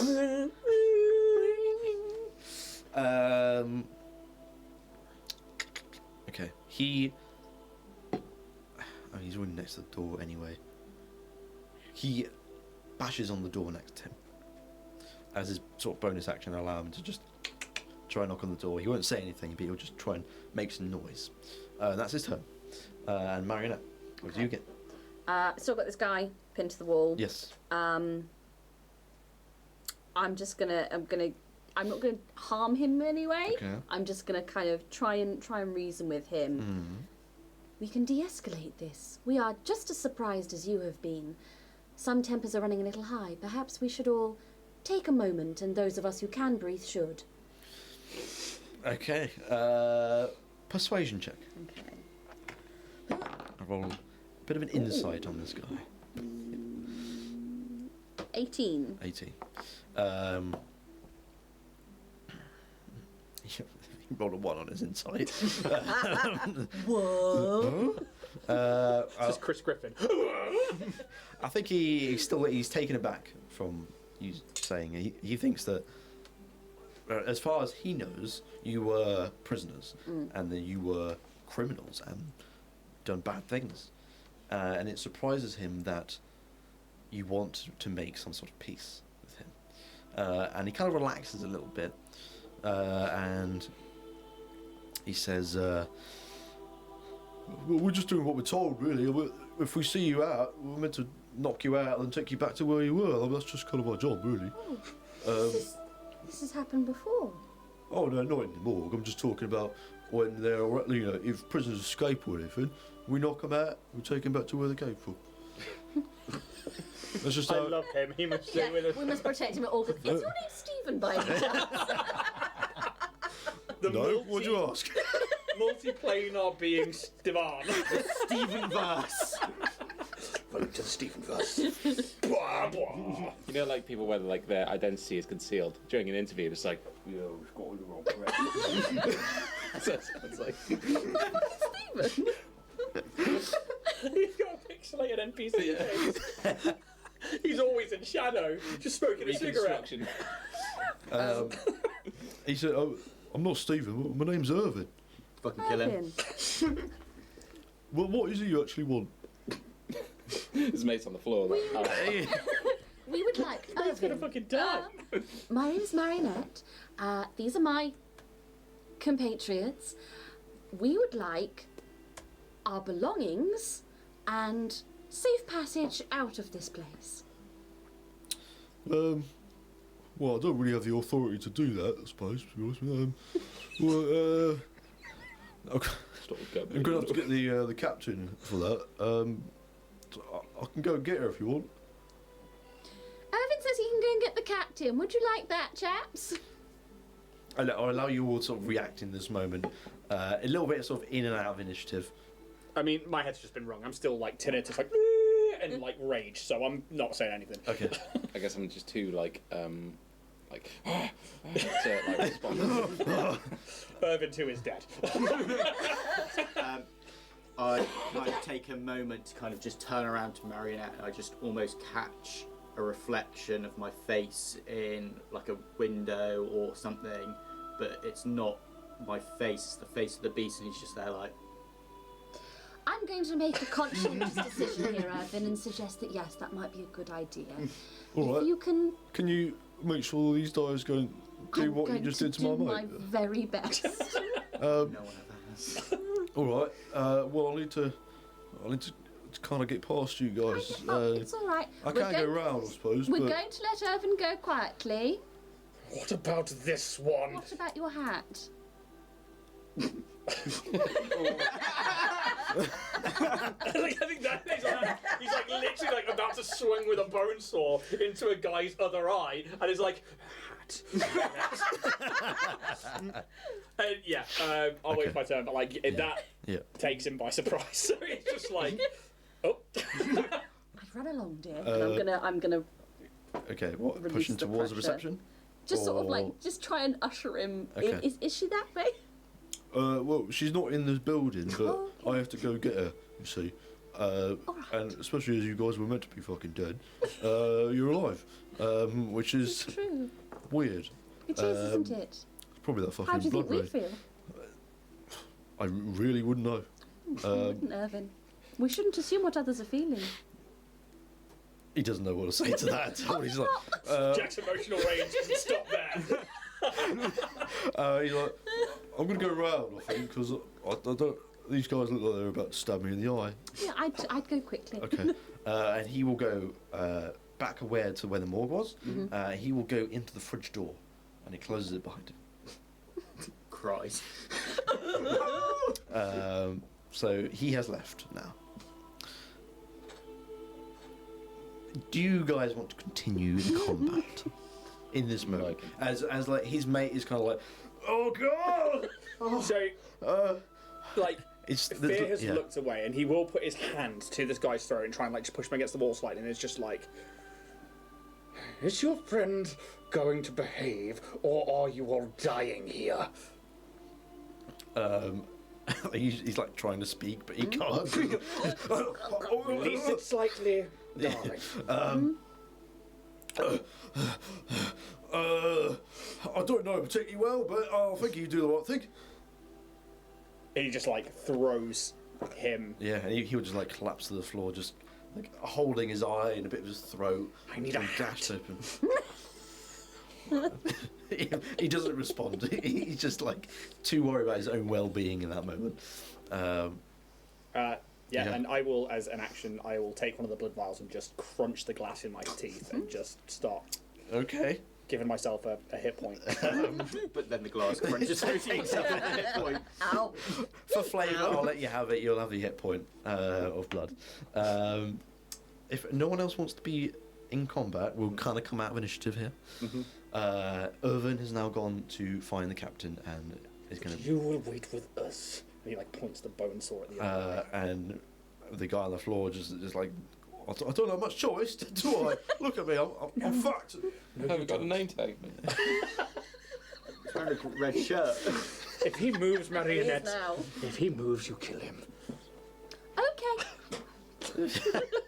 And he will stay sort of like sat on the floor, just leaning up against the wall, holding his eye that's just bleeding, and his throat that's slightly like slit, but not all the way enough where he's just bleeding out. But he's just kind of holding himself together a little bit, and yeah. You really shouldn't A have removed sorry the sight. scalpel, dear. It's the first rule: never remove the object. Like back one in. little eye just kind of looks at you, just goes, yeah. Just in this moment of going, fuck off, that kind of thing. We will go to break now, I think. I think that's a nice little moment where the captain is due to arrive any moment now. We're going to have a small little break, everyone who's watching the stream. We'll be back in about sort of 10 minutes or so. So, ciao, ciao. Hello. We're back. It's me. I'm playing some Bloodpunk. Oh. I just got off and got the captain. So, how are you guys finding it so far? Bloody. Pretty cool. Well, yeah, pretty bloody. This guy better die. What do you guys think is happening? What's happening to your characters? Any sort of, little theories here and I there? think we're Jesus now. Maybe the Well, storm. just all four of you are We're all Jesus. blood Jesus. Jesus. I think on a player level, something has obviously intervened with our death. On a character level, Fear just thinks this is another trick or a test or, something else is Yep. that malevolent force. Okay. Any other theories? We're being toyed with by some entity or being. What that is, who knows? Okay. All right. Alex, food thoughts? I think Marcus is like, how the fuck am I going to get my gear back? Yeah. I think everyone's very, very worried about the fact that he's missing his equipment. Yeah. I think because obviously stamps. Yeah. Which obviously I'm not going to reveal anything now, but like, you know, because obviously it's a cool thing that happens within the module book. Well, I say within the module, within character creation, within the parts, the things that you get for being a vampire as your race selection. Obviously, like we're like cool. That's really bad. I want to use it. Yeah, it's bad. It's really bad. Not having it problem. So I've got like 3 belongings, so I'm like, I'm fine! Yeah. Oh no! I don't even have pockets! Oh, Yeah, it's that's funny. yeah. Yeah. A lack of that Kanrathian love is. Who knows what's happening here? You do. Oh, that's right. I do. Feels good, doesn't it? Feels real good. Feels fucking good. How about we just fucking get into it, boys and girls? Or she! Wow. That's like that's like people who say like he or she. They only meant he, and then have forgotten to say she, and they're like he or she. It's that whole James Acaster. That's exactly where that's from. Is James Acaster. Just reminds me of Life of Brian. So, are you all just sort of like waiting in this corridor with a bloodied guard who is kind of sitting on his ass, just trying to hold his blood in his eyes? And So here's the problem: is I'm pretty hurt, and that guy's got some sweet HP in him. Yeah, same. Fuck. you just tell me say- what you do. So, Like for now, like fear would be like he's like impatient. He's tapping his foot. He's just like he's back to like he was in the cell where he's like yes, and then he could if I. And he looks at the guard for a second. There's like a pause, and then he's like, "But we did say we'd wait. We did say we'd wait." how long has it been since you've had blood? I know that you've just taken a vial. Yeah, I intend to However- take another one However long it's been since we've been here and like been executed. because we did drink 2 of the guards in the last place. Did you Yeah. get to drink a guard as well? I did. You did. Okay. Okay. All right. I wouldn't say that you're like ravished Gagging. for it. Gagging. Booning for it. Gagging. Okay. That is my secret, Marionette. All right, I'm then. always gooning for it. Gooning. Oh shit. Not that word again. I'd say that you guys can probably keep your composure after drinking not too long ago, and yeah, I think you'll probably be fine. You can just about stave off, even seeing all the fresh blood coming out of this dude. I think you're fine. So yeah, I mean, it's after about sort of 5 minutes or so that the reception door opens, and there are 2 other guards that come in. And there is a man and a woman, and they introduce themselves. Oh shit! See? A man and a woman. They actually introduce themselves to you as the lad speaks up. My name's Jonas.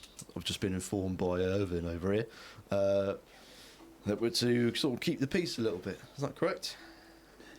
If possible, that would be most amenable. Good. And appreciated. Now the captain is on her way, but we have one small rule I'm afraid we must adhere to. We must put you in chains again. Not in the morgue. We promise not to kill you, because trust me, if we wanted to kill you, we would have done it already. So, What happens after we are in chains and binds again? you are to be interrogated. That worked out so well for us last time, Marionette. Different people, different places. Same bite marks on their neck. Do they have bite marks on their necks? Roll me a little The other guy a did, perception and check. Fear is just at this point, because Fear noticed it on the guards that took him, he noticed it on the prison cell people, and he noticed it on these. Oh, 21. You have a look at these 2 guards that come in. You don't see any punch marks on these guys.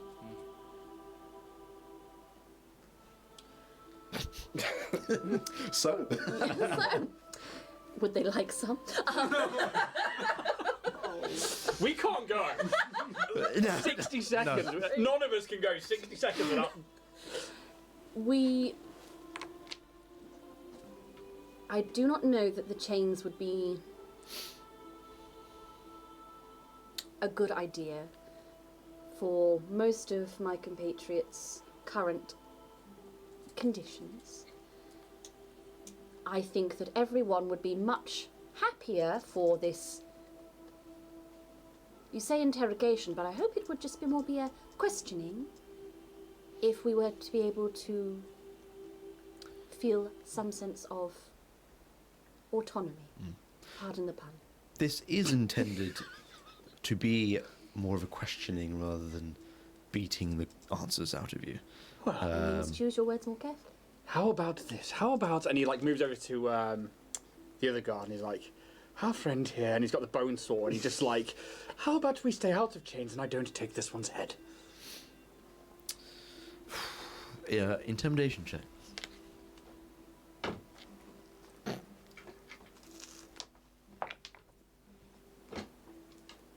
$15.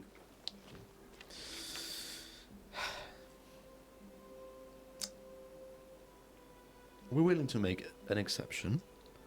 We won't completely bind you, but some level of restraint must be had. And we will restrain ourselves. Forgive me, but you are not trustworthy. And you are. Well, yeah, we are the law here. And you can immediately tell that this guard is very much more well-spoken than Irvin over there, who... He's doing his best. He is doing his best, but it's not good enough, is it? Phil will at least stand They up. seem He a like little relaxes higher, his yeah. pose. He's not dropping anything, but he like, well, I'll show you some restraint then. We will restrain just but one of your limbs, not both. Does that sound at least a little better? Let me just get this in my head Yeah. right. You're gonna put one arm behind my back. He means like... he'll explain. You want to be chained to the walls of the storage room, which is just next to the fridge area, just over here. Which room was it? He kind of catches himself a little bit. I shouldn't have said that. It's like fucking angry, isn't it? I should not have said that. Storage room. There is, yes. Your belongings are there in the storage room of this place. Insight check. By all means, yes. Oh man.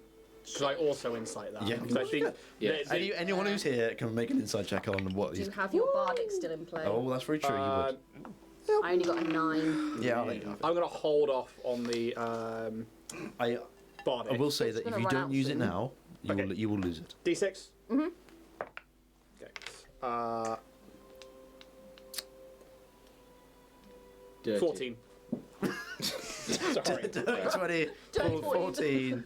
Marinette? I think it was like 9. 20, 14, 9. 6. Mate, oh, your rolls. Shit. Yes, they are. No, sorry. Time to bring out the little dice. You two. She's telling the truth. She's telling the truth. You sense that she has no Jonas is talking right now. Or he is And there's another one called Orhi. has no reason to lie in this moment to you. If that's where, and he just looks to you. He's like, if that's where things are, then maybe we should go with the nice people. They seem lovely. Yeah. And the female actually talks. Unrealistic. She has a speaking part. And the other one mansplains it to her. Look, first day. This is how we do things here. This is what she actually meant. Says exactly the same thing. He will pants the bone saw. She will introduce herself. My name is Miria. You will be treated correctly. We won't, like Jonas has just said, we will not beat you. This is to purely get answers from you. You have arisen from the dead. We need to find out kind of how, and we need to know more about where you come from and your crimes.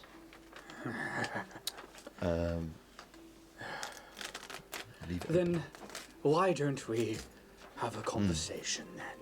Where is this storage room? Okay. Jonas will lead, and he will go towards the door that goes to the fridge.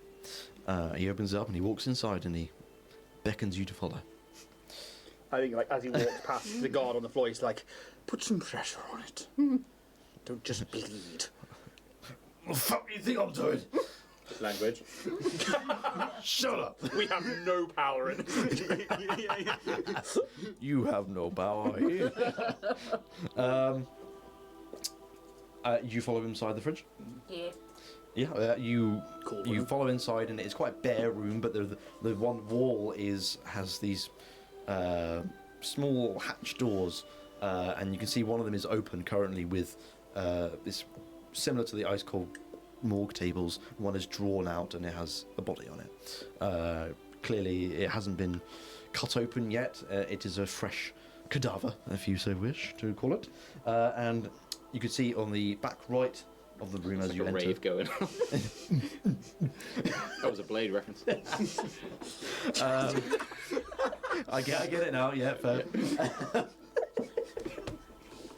Jesus Christ. It's Jason Bourne. To the back right of this room is another door, and he also opens this door and goes inside. And if you follow, it is a storage room. There are boxes stacked up. You can see there are a couple of open sort of like chests, and on the far end of the room, as you enter from this side, you can sort of see your belongings. I think Fear, perhaps you see the edge of your coffin. You see like your clothes, any weapons you had. It is definitely there. Just not The parrot. Best video on the internet. it's not neatly put away, but it is just kind of chucked into kind of one area. It's just belongings are there. We'll sort it out later, kind of vibe. Oh Christ, voice break. There is a table that's kind of put up onto the wall, and Jonas brings this table down into the centre of the room and puts on its legs. And you can see there are some metal rings attached to the one side of the wall with some chains. And Jonas gestures and says, "We will attach you here. For Fear, I believe her name is, we will attach only one arm. If you give you any sort of semblance of freedom, we will allow you to do that, but we can't allow you to just be completely hands-free." And like he's just fixated on like the coffin, the hopefully the hat. And he's like, "Yes." And, like suspiciously like looks around the room, and then we'll like move over to the table. Okay. Anyone else? How do you react to seeing this room actually being the storage and your belongings actually being here? They are being very truthful. They have not lied to you. Somewhat reassured. Yeah. Yeah. That things seem to be moving at least a little in our side for once. Yeah. Of course.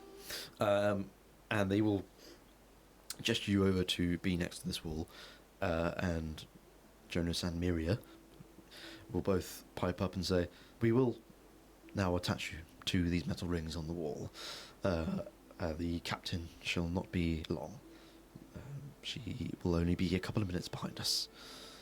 But we would like to keep up appearances and make sure that she knows that we're doing our job, so please, if we could get this done. As long as no one fights back or anything, they will bind you to the walls. And you are sort of behind now this wooden table that's been drawn down, and you sort of you stand or sit in silence for like a couple of minutes or so, and then you can start hearing the doors being opened again as the footsteps of someone comes through to the storage. And as the door is opened, you can instantly see there clearly is a police officer in the usual sort of uniform, but is slightly grander, perhaps a little bit more filigree on the shoulders. There are a few stripes that sort of clearly outline that this is someone of higher rank. They have black hair, tied up in a really tight sort of bun right at the back, and her eyes are coal black as well. Human. Human. Elf. Elf. You would see that there are some pointed little ears. Any puncture marks are visible on that neck? You're making her perception check. Neck. A neck. Neat. Oh, that's a cocker. That's so cool. Cocker. A 13. A 13. There are no puncture marks on this lady. Good. Good. She stares at you all, and very sort of almost military-like, and walks over to the other side of this table.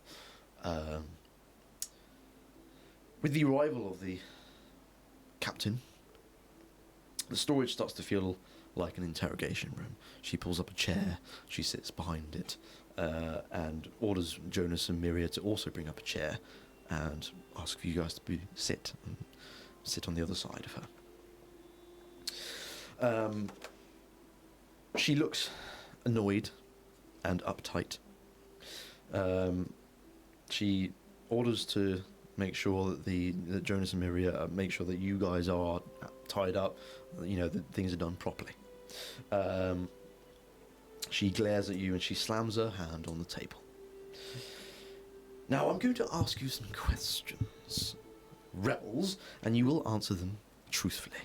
Do you understand? Yes. Okay. Good. Do that and we'll get along just fine. Don't force me to hurt you, because trust me, you will not enjoy it. It's like a smirk on Marcus's face. I have a series of questions for you that I hope that you will all answer truthfully, and if you lie to me, I will know. Okay? Are we once again understood? Good. Yes. What do you know about sorcerers? Particularly from the city of Cyherested. Absolutely nothing. Hmm. Not worth my time. You can see that she's expecting an answer from all of you individually. Whether it's a no or a yes, it's up to you how much you put information-wise.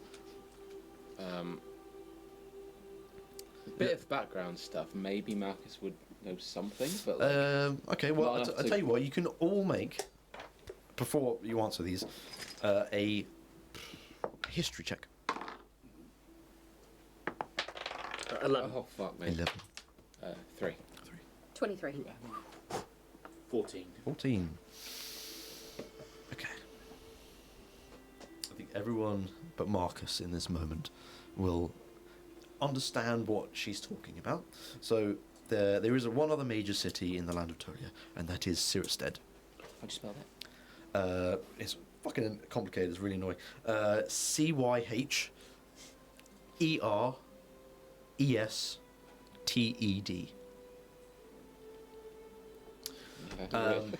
You guys would know. Yeah, that phonetics is going to piss me off. Yeah. It's not Cyherested, it's Cyherested. That's how I'm going to call it. Dream round storytellers. How do you pronounce that? Do a TikTok or something. It's so much different. There's different things it could be. It's ambiguous. I was mixing up with Tolia as well. I was like, Tolia? It could be Tolia. Christed, it could be Christede, it very could be scary. Cyherested. Yeah. Serious dead. You're awake. Hell's bells, you're going to sleep for centuries here. Yes, sorry. Everyone but Marcus would know that the Cyherested is the other major city in Tolia, and it is run by what's called the Prime Sorcerers. They haven't been seen in years, but people know that they do run the city because someone has to. Decisions are made, and it has to be by these Prime Sorcerers. But there is an element of bad blood between Cyherested and Kanrath. Okay. S- I will reaffirm my answer then. Okay. Yeah, obviously, like I should have made you make history checks. Yeah. But yeah. So I think like he would lean into that, and he's like, "Oh, I know about as much as everybody else should know. They are always in the shadows." And he like looks to the corners, and like his eyes leave her neck, and goes like, "Always watching, like the first vampires, not seen anymore, like the king, but yet they rule. No. But you mean something more. You mean something now in this moment. I'm afraid we know nothing." Okay. I will give you a little bit more information on Cyherested. Cyherested is known for providing the material that's called angst. And this incorporates a lot of the machinery, even in Kanrath. Even the lamps, the blood engines, the weapons, even everything that is technological will contain angst. Kanrath supplies the blood, and in this sort of relationship between the two cities, they can make great things, but it puts them at odds, and that's why Cyherested and Kanrath have a sort of working relationship, but are secretly both vying to be the one on top. So yes, the captain asks, what do you know of the sorcerers? And obviously you've given your answer. Over to you three, whoever wants to answer first. Marinette will basically reel off factual information, Fair enough. citing sources. Yeah, okay. But it's all very much like History 101. It's the sort of the stuff that they'd have from textbooks and things. And I think probably with a little bit more of Kanrathian bias. Okay. Yeah. All right. That's fine. Well, you two. I don't think Briar would know hugely that much on that. I think you side. you know of it, but not too much of it. Yeah, that's fair enough. I've heard of it. My knowledge in this department isn't enough to have an input. She nods her head in sort of a knowing agreement that you have been truthful. Marcus, what do you say to this? I guess similar to yourself, like he knows it exists and he knows like the basic stuff, but a lot of his time, a lot of his expertise have been spent in Kanrath, so he doesn't really have more to offer than that. No, you can tell that all she wants is just nothing but the truth, and whether that means that you just know of things, that's fine. She accepts your answers. On that note, are there any sorcerers in any of your families? I'll say no. No? That's what I am aware of. She nods her head again. Okay. Well, let's move on to a different line of questioning. Are you with the terrorists that attempted to bomb the train stations? No. Can I just ask, when did that happen before we were arrested? I'd say this is probably the first you've heard of it. Okay. Obviously, you were all arrested for some sort of reason in the beginning. I'd say you all get the vibe that she wants to just background check you. She wants to know exactly where you've come from and where your ideals sit. Maybe I'll say So whether your answer obviously is I literally have no idea what you're talking about. Yeah. If you're being truthful, she'll know. I'd say it in a way from the grave, question mark. Okay. Bit sassy. It's sassy. Sasquatch. She kind of one eye just kind of squints a little bit and goes, accept your answer anyway. You too. You were the terrorists that bombed the train station? I have no knowledge of any of these events. Okay. I had no instance about bombings. I hope too many people weren't harmed. Suck up. Doctor, mate, what are you going to fucking do about this? Now, children. Okay. Are any of you members of a cult or an organization? And if you are, what cult or organization? Does a vampiric house count? That's up to you, really, to tell or not to tell. No. She nods. I think Marcus would expect people to know of it, so he'll just say like, I don't remember what it's called. Oh, what an idiot! I have chosen the path, the Crimson Path. I have heard of this Crimson Path before. Unusual, but truthful. Understood. I would say the same. I am of the Crimson Path myself, though more specifically the Creed of the Dead Sun Risen, and I would expect her to know what that is, loosely. I think she takes a little moment to think, and then nods.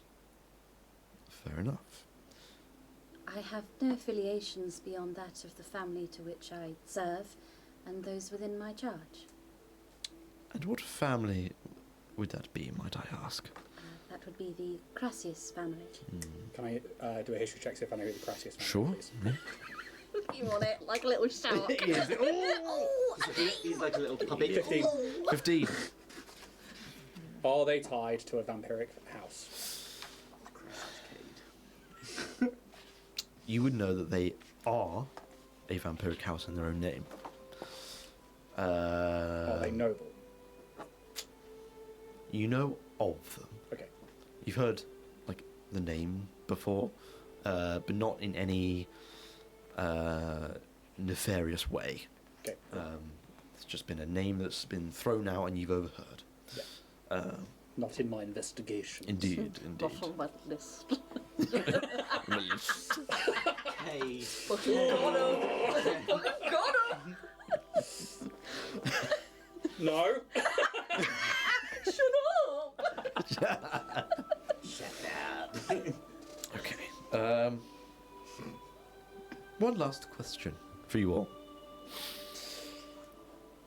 Are any of you victims of vampiric abuse? GM to Ian. Yeah. Define vampiric abuse. Like, is this like an in-world crime, or is this like... 2 fingers in the morning, or... Oh my god. Really? Go on, help yourself.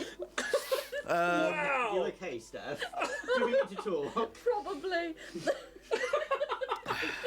Right. So, roll an insight check on the captain to try and gauge what she is pointing to. 14. Okay. You would get that Kanrath, whilst being as brutal as it is, still likes to keep a modicum of law and peace in some sense of that. However, some vampires take it too far and they overthrow the rules of law and do whatever they like. And you'd also know that there is a specific section of the city where vampires are allowed to be wild and prey upon anyone who ever enters it. Everyone knows of this section of the city. There are things in the city in that part of the city you can visit, and there are important buildings there. But that section of the city, you run your own risk, and if you are killed there or fed upon, nothing will be done to help you. Absolutely nothing. You went there on your own. You knew the risks, kind of thing. This was done in aid to try and quell the blood hunger of vampires. However, some still hunger for more. And you feel like that she's pointing towards those who've gone too far, and if any of you are victims of that. We are not all victims of vampiric rule. They're just like the Crimson Sorcerers. They hide and feed upon us in the city day by day. Yes, we are all victims of vampiric abuse. All of us victims. And like he's getting agitated. Okay. But it doesn't take long for him to bring it back. Yeah. But like, yeah. There was that dick judge. That's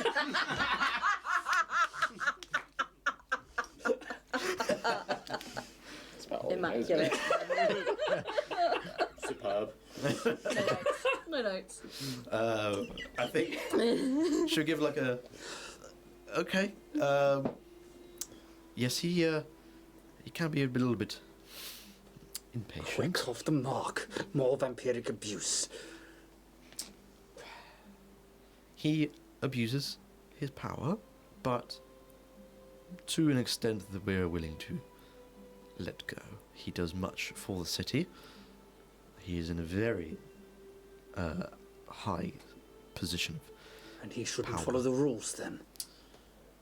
Well, I'm but captain of the guard, but he makes the rules.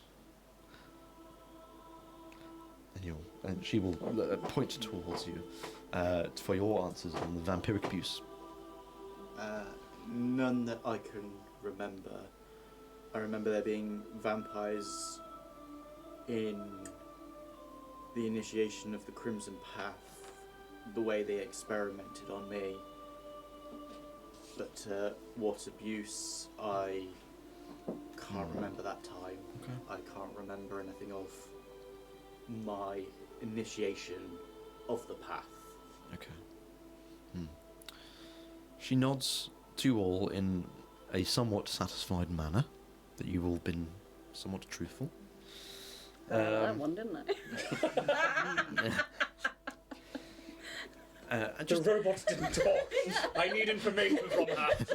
Make her talk more. He doesn't say it. Binary. Who's doing the interrogating here? She will wait for your answer. No, nothing more. Error code 404. Until a few days ago, my answer would have been categorically no. However, as my compatriots have pointed out, false imprisonment, a midnight beating, squalid conditions, and then an execution with no trial does seem somewhat of an abuse to me. Again, she nods her head. I understand that what you have all gone through recently is something that could be considered abuse. And I know this may not mean much to you, but I do apologize for how things have gone. Things are a little restless at the minute, and information is hard to trust and hard to get. Clearly the lines have got crossed somewhere, and you four were brought into the middle of it. I have one very last question. It's just a normal background check thing. We need to make sure that... Can I get them digits? What? Sorry. 60 seconds. Can't do it.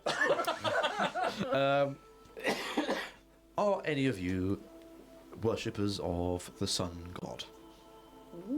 No. Okay. No. And as she goes to speak, the interrogation is interrupted by a loud noise of a door being thrown open to the side, and it's the door to the room that you're in. When you look at the door, you see a tall man, appears to be in sort of late 40s, but looks like he's probably, well, he looks like he's nearing 60. He's not aging well. He's got swollen eyes with dark circles underneath. but thoroughly looks over the room that he enters. He's wearing a fedora and a very long brown leather coat, as well as a red loosely tied tie. Jean. And DCI Jean coat? Battle ribbon. Alright, Bastards! and a white shirt that is not quite clean. It's clearly has some like drink spilt on it, and it's not quite. Maybe one of the collars is not quite down. Milk and whiskey. Yeah. He traverses universes. Him and Stevan. And currently he's kind of looking down a little bit, and you can see there's a cigarette out of his mouth just hanging there. And you can just about see the bottom edge of his eyes. The captain looks over to the door immediately and almost goes for a weapon, not expecting this immediate entrance. And she kind of backs down and she says, "Well, look who it is." And this man then greets the captain with a glance before turning his gaze and fixes it on all four of you. "I've come to save your ass," he says in a deep voice. "Don't you worry, I'm dead serious." And he takes a puff of his cigarette, and then he looks up, and now you can see his eyes. What's the mustache situation? Yeah, what's going on that upper lip? He does not have a mustache. Damn it. But Jean is a master of disguise, though. Yeah, he is. But like the skin's clearly like very grey, where he's kind of recently tried to shave it. I think perhaps when he's got like a little bit where he nicked himself and he's got a little bit of tissue on it, that kind of thing. Definitely Jean. But he has very strong, sharp facial features. Not Jean. That's it, it's done. Sorry, no. Jean's all flab. And he's got sort of medium length sort of brown hair that kind of come under his fedora, and it's kind of flowing a little bit out his cheeks. And he's clearly someone of some sort of power, but doesn't take good care of himself whatsoever. And you can smell cigarette smoke, you can smell alcohol on him. And he speaks up again. The Grand Advisor wants to speak with him. Do we know who the Grand Advisor is? Grand Advisor. I think you would all know. I don't think you need to make a check for any of you. The Grand Advisor is someone who... Grand. They are grand and they advise. Sorted. They reside in the royal castle of Kanrath. They are high up as fuck. As one would put it. Who specifically they are, you wouldn't know, but you know of them for sure. They very much do as their title says. They are advising, and they are grand. they are at the top of the chain. Well, if the lords and ladies of Kanrath would call for us, we should go. The man walks over towards you and passes the table and pulls into his trench coat and he pulls out a letter that has the royal seal on it. You can clearly see the royal seal, and passes it to the captain. And he stands in front of the table looking at you four. I am Detective Ethan Ward. Ethan Ward. Ward. I thought his name was Deadly Serious. Now, I will be taking you all the way up to the royal castle, where the Grand Advisor would like to talk with you. The specifics of which I cannot tell you, but you will not be harmed. I'm going posh again. I need to not have that. Fuck's sake. Channel Roost. Yes, do it. It's fun. Brave me. Do it. Do it now. Okay. Shit. The captain sort of looks over the detective, and she reads the paper and breaks the seal, and she sort of sighs and goes, "Well, I suppose you're right then, detective. Jonas, Miria, we're off to go. We've got to go. I will leave you four in the hands of the..." Could you? And Jonas, oh yes, before Jonas. And don't forget the cuffs, thank you. And Jonas will come over and uncuff you. the detective will pipe up and say, you are now considered free, but it is highly recommended you come with me. While this conversation, as soon as his hands are free, clothes. Just like his, like if he can turn around and get to his stuff. Yeah, you'd have to walk a little bit over, but no one pays you no mind because clearly you want your belongings. And the detective in pubs, you can go get your belongings. You are to come with me. If you don't come and see the Grand Advisor, there will be problems. So perhaps maybe just take the invite and go with him. Oh, we wouldn't miss.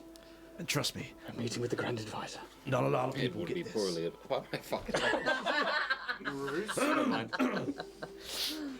And he will basically like wait by this open door, and he just lights up another cigarette, and he just sort of waits for you all to get your belongings on. And if you want to say anything now, but he is waiting for you to go. As we get dressed, is there anything on Marcus's person that would tell of a house or of a... You might see like a little medallion or some sort of token. You would see something like that. And would I know that as a house? You would know it as a creed, Okay. I think. Yeah. Sorry, is that right? No, But no vampiric house. Just, No. Okay, cool. Yes, indeed. You. Hello. Do any of your belongings... do you have any belongings? I do have a few belongings. And is there anything that would give a sigil or anything of a vampiric house? I don't think so, no. Okay. And I assume not for yourself. Cool. Sweet. Put your hat on. Yeah, basically, like as he puts the hat's the last thing on because it's like this cool little thing. At the end, he's like ready, and the glass is shing with like orange lit fire. Like as he picks up this small coffin, you can see like dirt falls from like the boards and stuff. Sweet child, and like puts it on his back. Sheaths his rapier. Cool. All right. I'll just say quickly, just for you guys, the medallion, the symbol that Marcus would be wearing would be like a raven's skull, but with like it's almost like wings, but like a crimson moon, like coming from underneath. Nice. Just for podcast listeners. Podcast. Very, very good. We need to do that more often. Yeah, the leather straps are going back on, the big red wine cloak, the hat, everything. Amazing. Well, if we're doing flithers, Marinette carries, there's like a violin case that she straps to her back with like a small leather satchel. She takes like a simple but fine rapier, which she slides into her hip, and you can see it clicks into place and becomes part of her frame. And she does the same with a dagger that's kind of slots into her forearm, and it all sort of blends in with her. You can see now there's actually been pieces of her missing from this weaponry. And he doesn't say anything in this moment, but he smiles towards you. What was the name of your house again that you were connected to earlier, just so I can write that down, please? Sir Crassius. US or AS? US. Cool, thank you. But he will absolutely take in that you are putting things away. Yeah. And he makes a mental note that will come up later.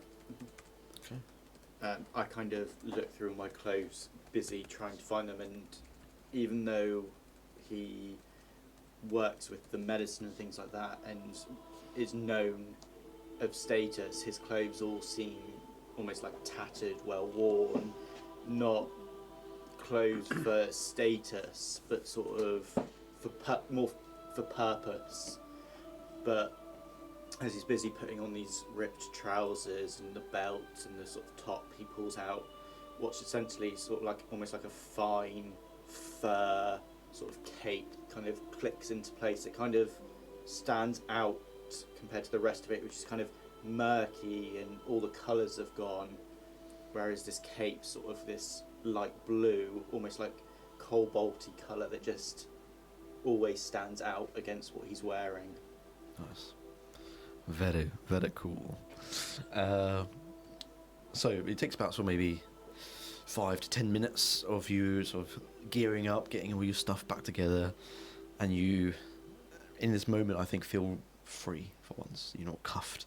You have your stuff, and there is someone waiting to escort you to somewhere that you probably would never think you would ever be, ever in your life. I mean, very few people would ever get this opportunity to even approach the royal castle, let alone be invited inside.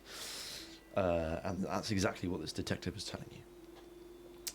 And if you follow the detective, you will be taken back through the fridge, down the corridor, and back through the reception room. And in the reception room is the front door to the morgue. And you walk outside. It is cloudy now, so there's no sunlight coming through.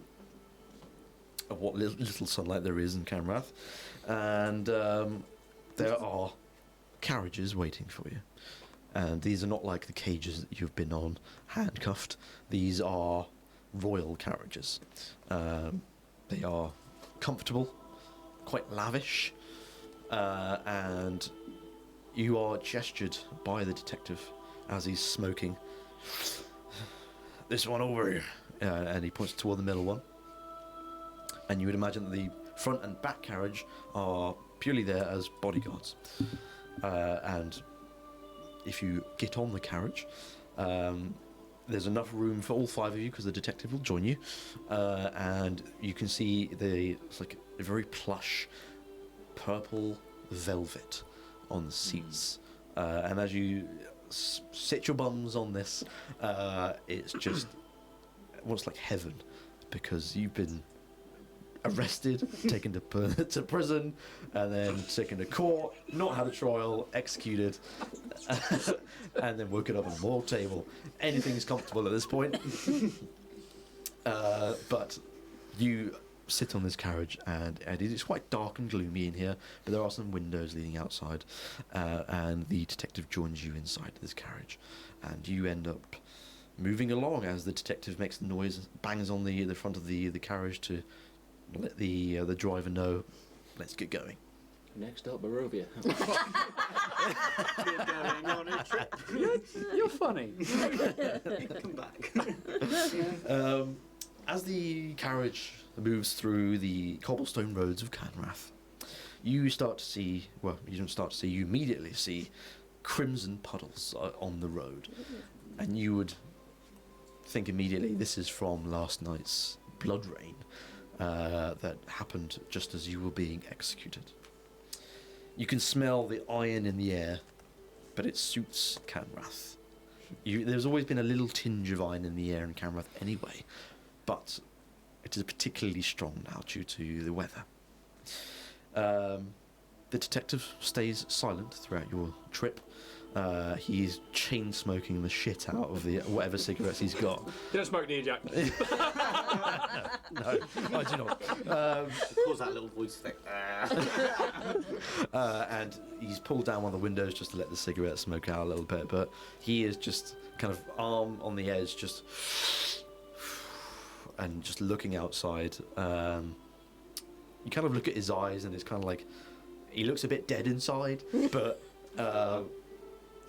also not at the same time. You kind of sense there's a lot going on in that head, and he's working a lot of things out. But from the outside perspective, it's quite easy to look at him and go, "There's nothing going on in there." Anyone home? You know? It might be Jean. You make your way through the streets, and you pass a lot of tall sort of lodgings, and there are a lot of people staring because you were in a royal carriage going through the streets. This doesn't happen often either, but they can't see you from the outside. They're just sort of gazing upon you, and they're sort of chatting to each other. What the fuck is going? What's going on over there? The royal people here. I don't know. And just people are just asking questions and really not sure what's happening, as it's just parked up outside a morgue and picked some people up.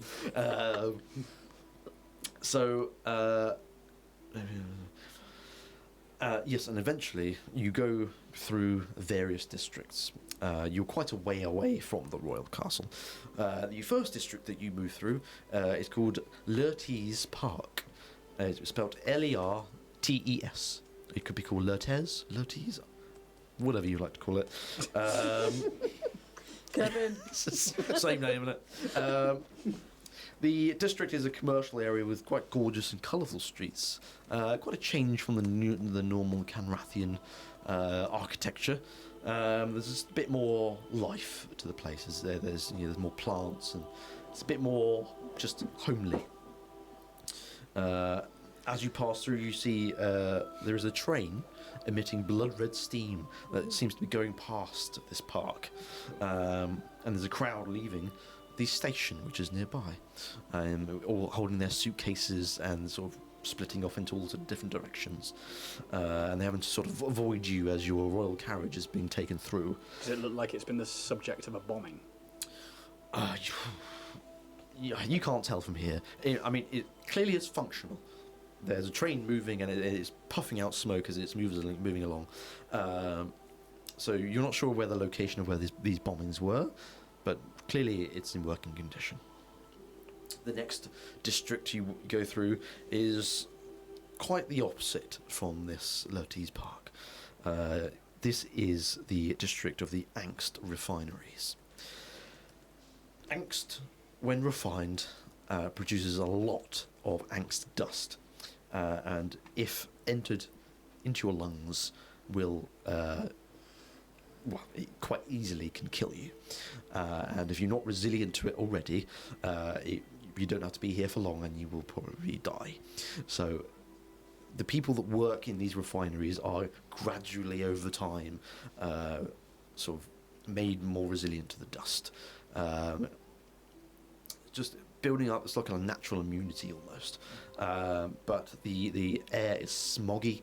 There are just black puffs of smoke coming out these huge tubes out of these factories. It is a horrible place. You can see, just as you sort of reach the centre of this district, there are some young teenagers that are basically trying to hold up some Angst worker, and they're sort of threatening him with knives, and you can hear them say, "Give us your money now! Come on, do it!" And the man's just trying to find anything he's got upon him to try and give it to them, and the teenagers end up just stabbing this guy, and in fucking London. I'm born in it. They take the money off him and they just straight up just shank him, and he's on the floor just bleeding out, and they turn around and see they see the royal carriage, and they get startled and they bolt. But the few enforcers that are on these other carriages don't pay any mind to this clearly a crime that's just happened. They don't care. They've got a job to do and they're doing it. The next district you go through is called West Ballast. This district is also industrial, but not as smoggy and angsty as the one you've just been through. This is very much for your normal working class in gangs. You can see there's a naked tiefling man that's on the ground. It's clearly very impoverished and it doesn't have anything to his name. It looks like he's living out his last few hours in this moment. Just absolutely emaciated. He's not had any food. Clearly, he's going to die pretty soon. And eventually, you get to a place called the Freedom Square, which is just north of the Royal Castle. The Freedom Square is home to a large water feature in the middle, and around the square is a neighbourhood reserved only for the use of nobility in Kanrath. The streets are much cleaner and much better organised in this area than anywhere else in the city. While navigating through it, you would see a noble. Although noble, they look like a butler, and they're holding the hands of a child outside of a manor home, and the child is screaming out for their mum, and the butler is trying not to pay any mind to the child. But then he pulls the child inside, and you can see the child wasn't trying to run away. You're not really sure what's happening there. So you can see, whilst there is a very noble stature to this square, everyone still has their problems that they need to deal with. There's clearly still strife, and you can everyone make a little perception check here, just a quick little off the cuff one. 18. 18. Okay. 22. All right, mate. Oh, 15. not bad to be Hey, fair. it's above a 10, buddy. Yay, good for you, champ. Get up, sport. So, throughout your trip here, in these royal carriages, you've noticed that there is less people than usual. And it is at this moment when you're in the Freedom Square and you see this child screaming out for their mum, that there is quite a large pool of crimson red liquid out the front of this manor home.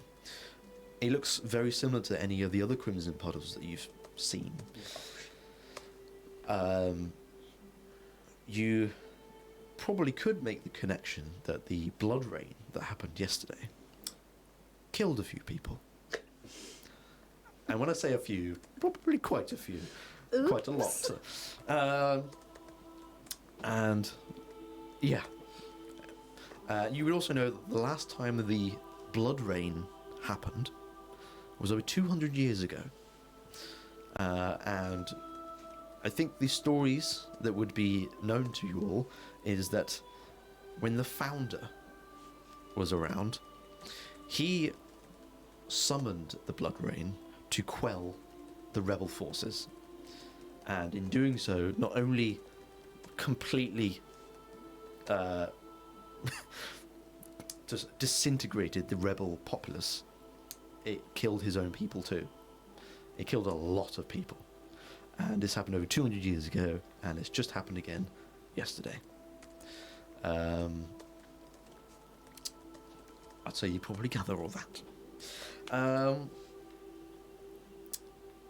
You then make your way through the Freedom Square, and what approaches you is a bridge, and there are about 6 vampire Kanrathian sentries that you've seen before at the courthouse before, and these are clearly protecting the bridge from stopping anyone to go unless they have an invite. And as your carriages sort of pull up alongside the entrance to this bridge, the detective opens the door to the carriage, walks out and ushers you out. He then approaches the sentries. I've got an invite for these guys from the Grand Advisor. And he shows you the bit of paper that he'd given to the captain earlier on. And they read it, and you can see they just kind of nod, and they sort of part ways. You are then led by the detective over this bridge, and over at the end of this bridge is the royal castle itself. The royal castle is very tall.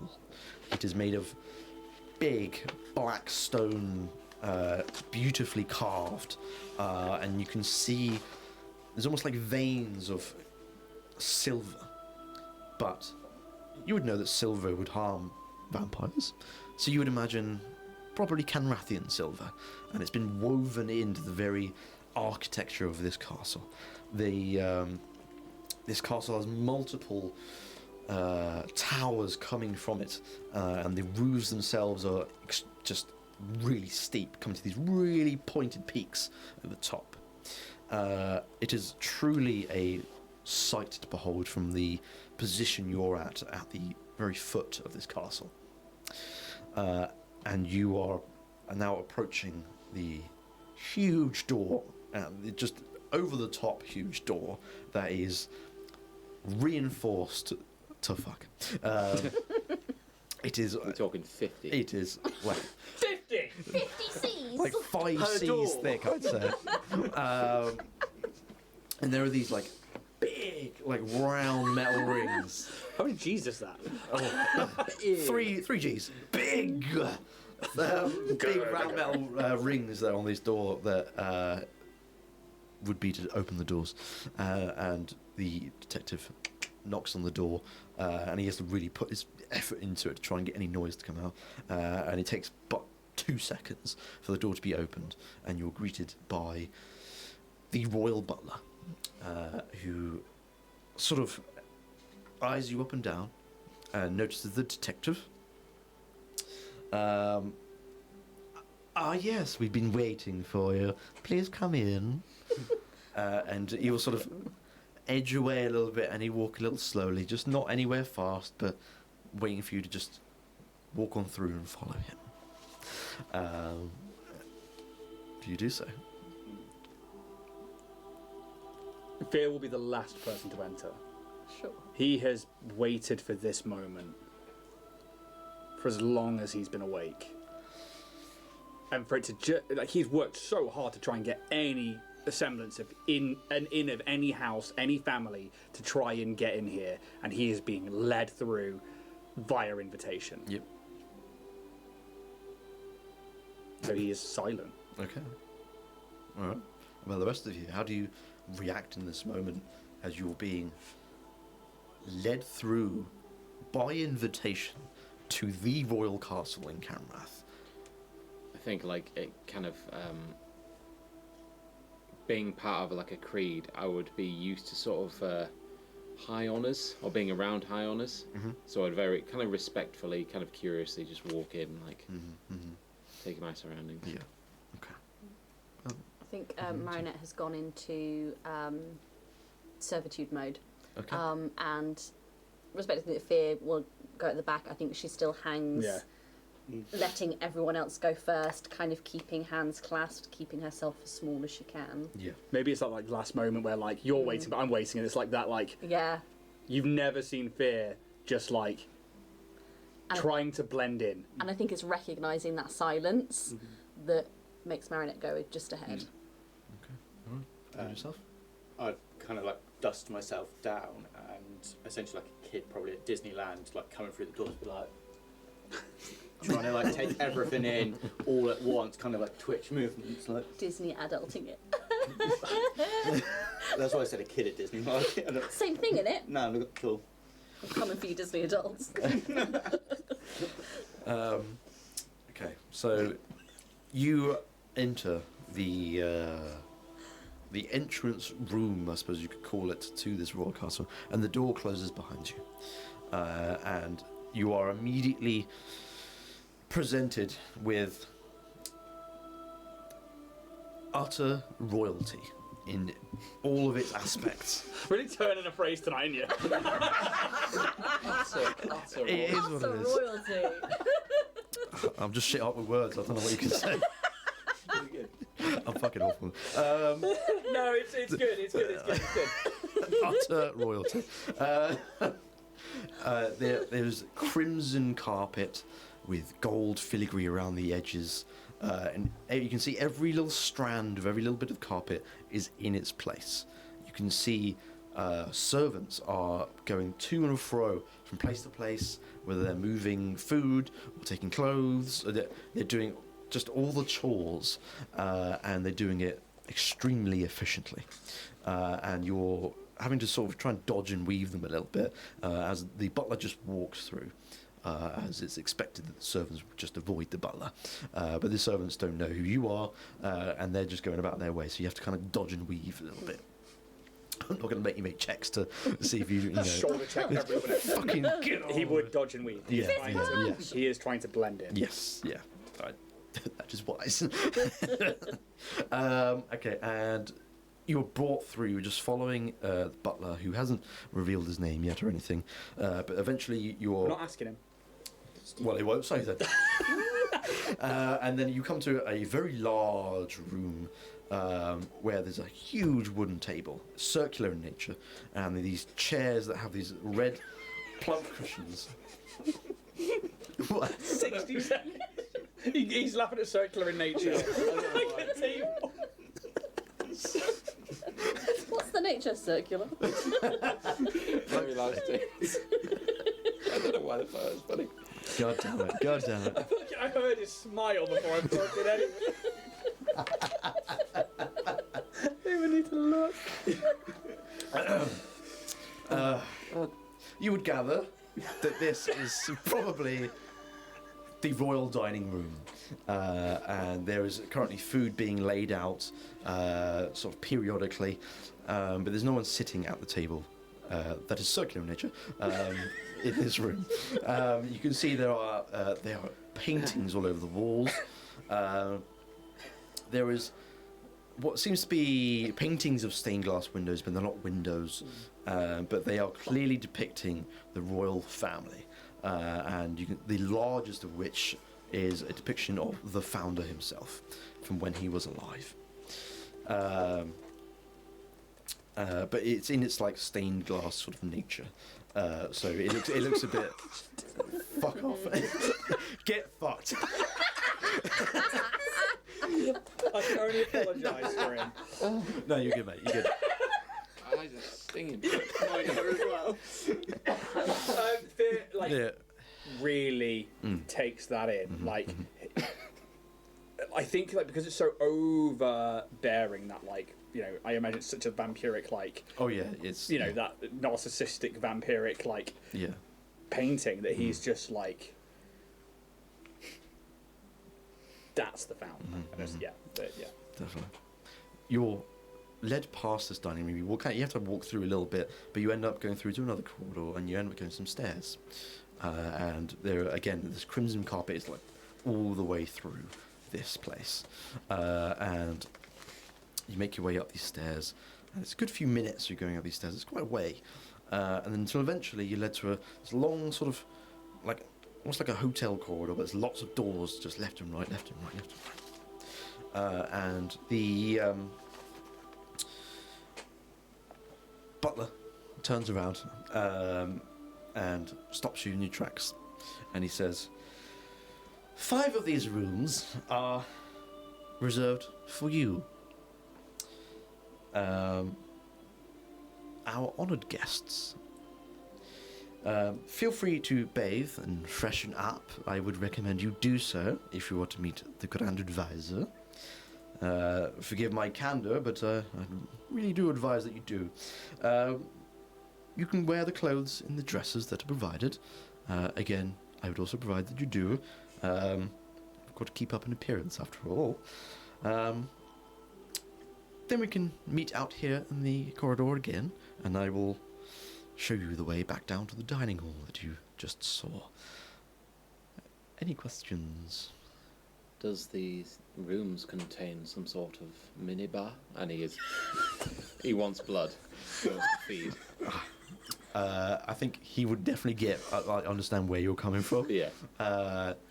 There is. He's probably looking a bit gaunt by this point. Yeah. You were swinging. Yeah. Man. I need your negative. You would imagine that the royal family are very well informed about everything about you. There will be refreshments in the rooms. That's what I should have used. You need not worry about the lack of blood. Anything else before I leave you to freshen up and get dressed? What's your name? The name's Broic. Broic. Broic.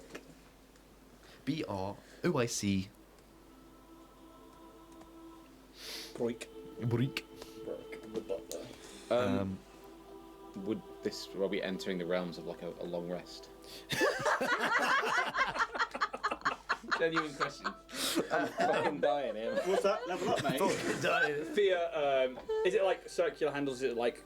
What's the handle situation? We've got to know. These are just kind of like modern door handles, but they're just gold. He keeps his back to the door, but puts it down, and then we'll try and go into the door. Homer Simpson. Yeah, kind of. He's being very subdued, very subdued, and he wants to go in without taking his eyes off the butler, but while also still slightly covering his face and stuff. I can see you're all apprehensive, but trust me, you would not be anywhere near the royal castle if we intended to kill you or harm you. And like I say, there are rooms for each of you alone. You can bathe, you can get dressed, you can rest, but I will be here when you're done. Thank you. Okay. Enters the room. He will then watch you go to your rooms, and you are approached with utter royalty. There's really large, these 4-pillar beds that have these draped sort of curtains all over them. And it is a large bed. It's like a king size bed. Super king. Double king. It's not just a king size bed, it's a king size bed. Where is it? Fucking rolling out today.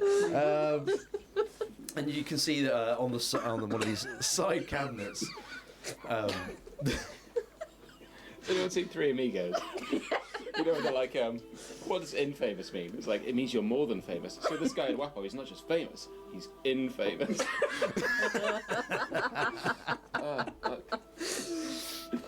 So yes, on the side cabinets, there's a quite a large mirror, but you can see there is a beautiful crystal glass container of red liquid. You would imagine it probably is blood, and anyone who would wish to share in the blood, there are some of these crystal glass tumblers that are right next to it. You pour some out in. If you try some, it is the finest blood you have ever tasted. Even that from vampiric nature, if you're feeding off fresh blood from a human or whatever, that is a great taste in its own, but this is something truly different. And you go for a sip, and it's like you're blown away, and you go for more, and you have a bit more. And it is just it drains the addictive how good it is. It just drains the decanter. Yeah. Do we follow the same 5e rules that vampires don't have reflections? I'm thinking that I'm going to give the vampires a little bit of a break on that one. You can see. This is the most redundant thing in any. The pure arrogance of man. This is for the normies. It's just brass upon brass. It's not even needed, it's just there. I will say the vampires can see themselves in mirrors in this world. Magic. It's like silver, so maybe it's less of an actual mirror. That's fair. I'd say like each one of you has like an ensuite to it, and you can see there is a bath already poured. Poured, for fuck's sake. Filled up. Drawn. That's the fucking word I'm looking for. Thank you, Steph, for a lesson in vocabulary. Fuck me. You're fucking getting a lot in I'm this. fucked. This is what you're getting for the rest of the fucking campaign. I absolutely I do it all the time. Like, fucking, the poured. first rendition of that book is mostly me. Yeah. There is a bath drawn for you with like very hot water and Marinette's just going to pull the plug. Useless. What, yourself? No more. A brass brush. Brasso. I need some furniture polish. I would say there's something like that in there. They're like, oh, we have an automaton coming, we probably should. But like Fear really does embellish this lifestyle. Like where he lives is not that thing. And so like the first thing that happens is he will absolutely would that give me my hit points back, by the way? I'd say over the process of enjoying your stay here in these rooms, you will allow to have a long rest. Yeah, I just mean because obviously like drinking blood for us is like instant. Yeah, like, no, of course. Yeah. But he would like the decanter is like the first one is just like necked. Yeah. And then like eventually he goes to his drawn bath and he will disrobe. He will like take the straps off and stuff like that, and eventually just gets into it. And like his like long hair now is out, and he submerges himself in. And obviously like vampires not needing breath, he stays in there for a good while, and then will eventually like come back up. And then if there's more blood or anything, that he will have like a goblet of blood in the bath. Yeah, absolutely. There's plenty of everything you could ever want in these rooms. So yeah, you all take a long rest. You enjoy yourselves however you enjoy yourselves. You rest however you rest. Drink as much blood as you like, and clean yourself as much as you like. If you don't, Marionette rubbing one out. fucking hell. You need some WD-40 in there, Marionette. Like with the old Metal on metal. I require frictionless lube. It's like the thought I had. It was like with the bathroom and the toilet, and it's just like, what does a vampire shit? It's just a black pudding. Isn't it weird Wow. that the one with the most normal functionality is the fucking rabbit? He was like, oh, there's a bath. Great, there's blood. Can I just get some crisps? Just want a fucking carrot.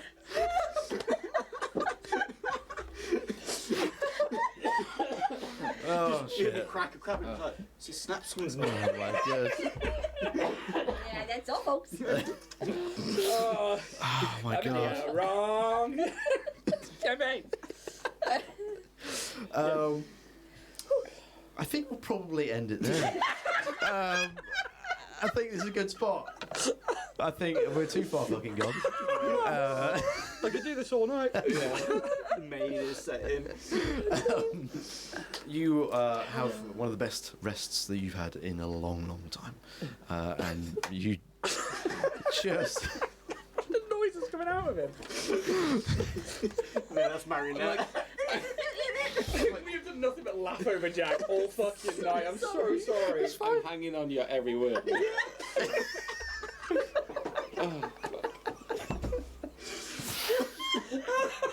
Oh, Christ. We have a great sleep, Jack. Yeah, you have a fucking great sleep. You wake up feeling refreshed. Great. I do. I'm gonna be sick. Breathe. So, I think we will call it there. You are now in the royal castle with an invite to see the Grand Advisor. You don't know what exactly about, but you would gather it was probably to do with your somewhat resurrection that you've just experienced. And someone has questions, quite clearly. So, yeah, that's it. Thank you for everyone who's watching. That was episode 2. We'll be back in a couple of weeks. Don't know what the day is, so you'll just have to fucking work out. It'll be the 12th of December. It'll be the 12th of December, as James has just informed me. So... We're back doing work out, mate. Pencil it in yourself, mate. I'm not your boss. Once again, thank you very much to our sponsors, Warrior Prince 3D, and also Battle Systems. Just thank you so much for the support, and anyone who has subscribed to Twitch, thank you also very much as well. And this will all be up on YouTube for anyone who did not get to watch it all. So, I think that's goodbye from me. And it's goodbye from him. And goodbye from me. See you later. Bye. Bye.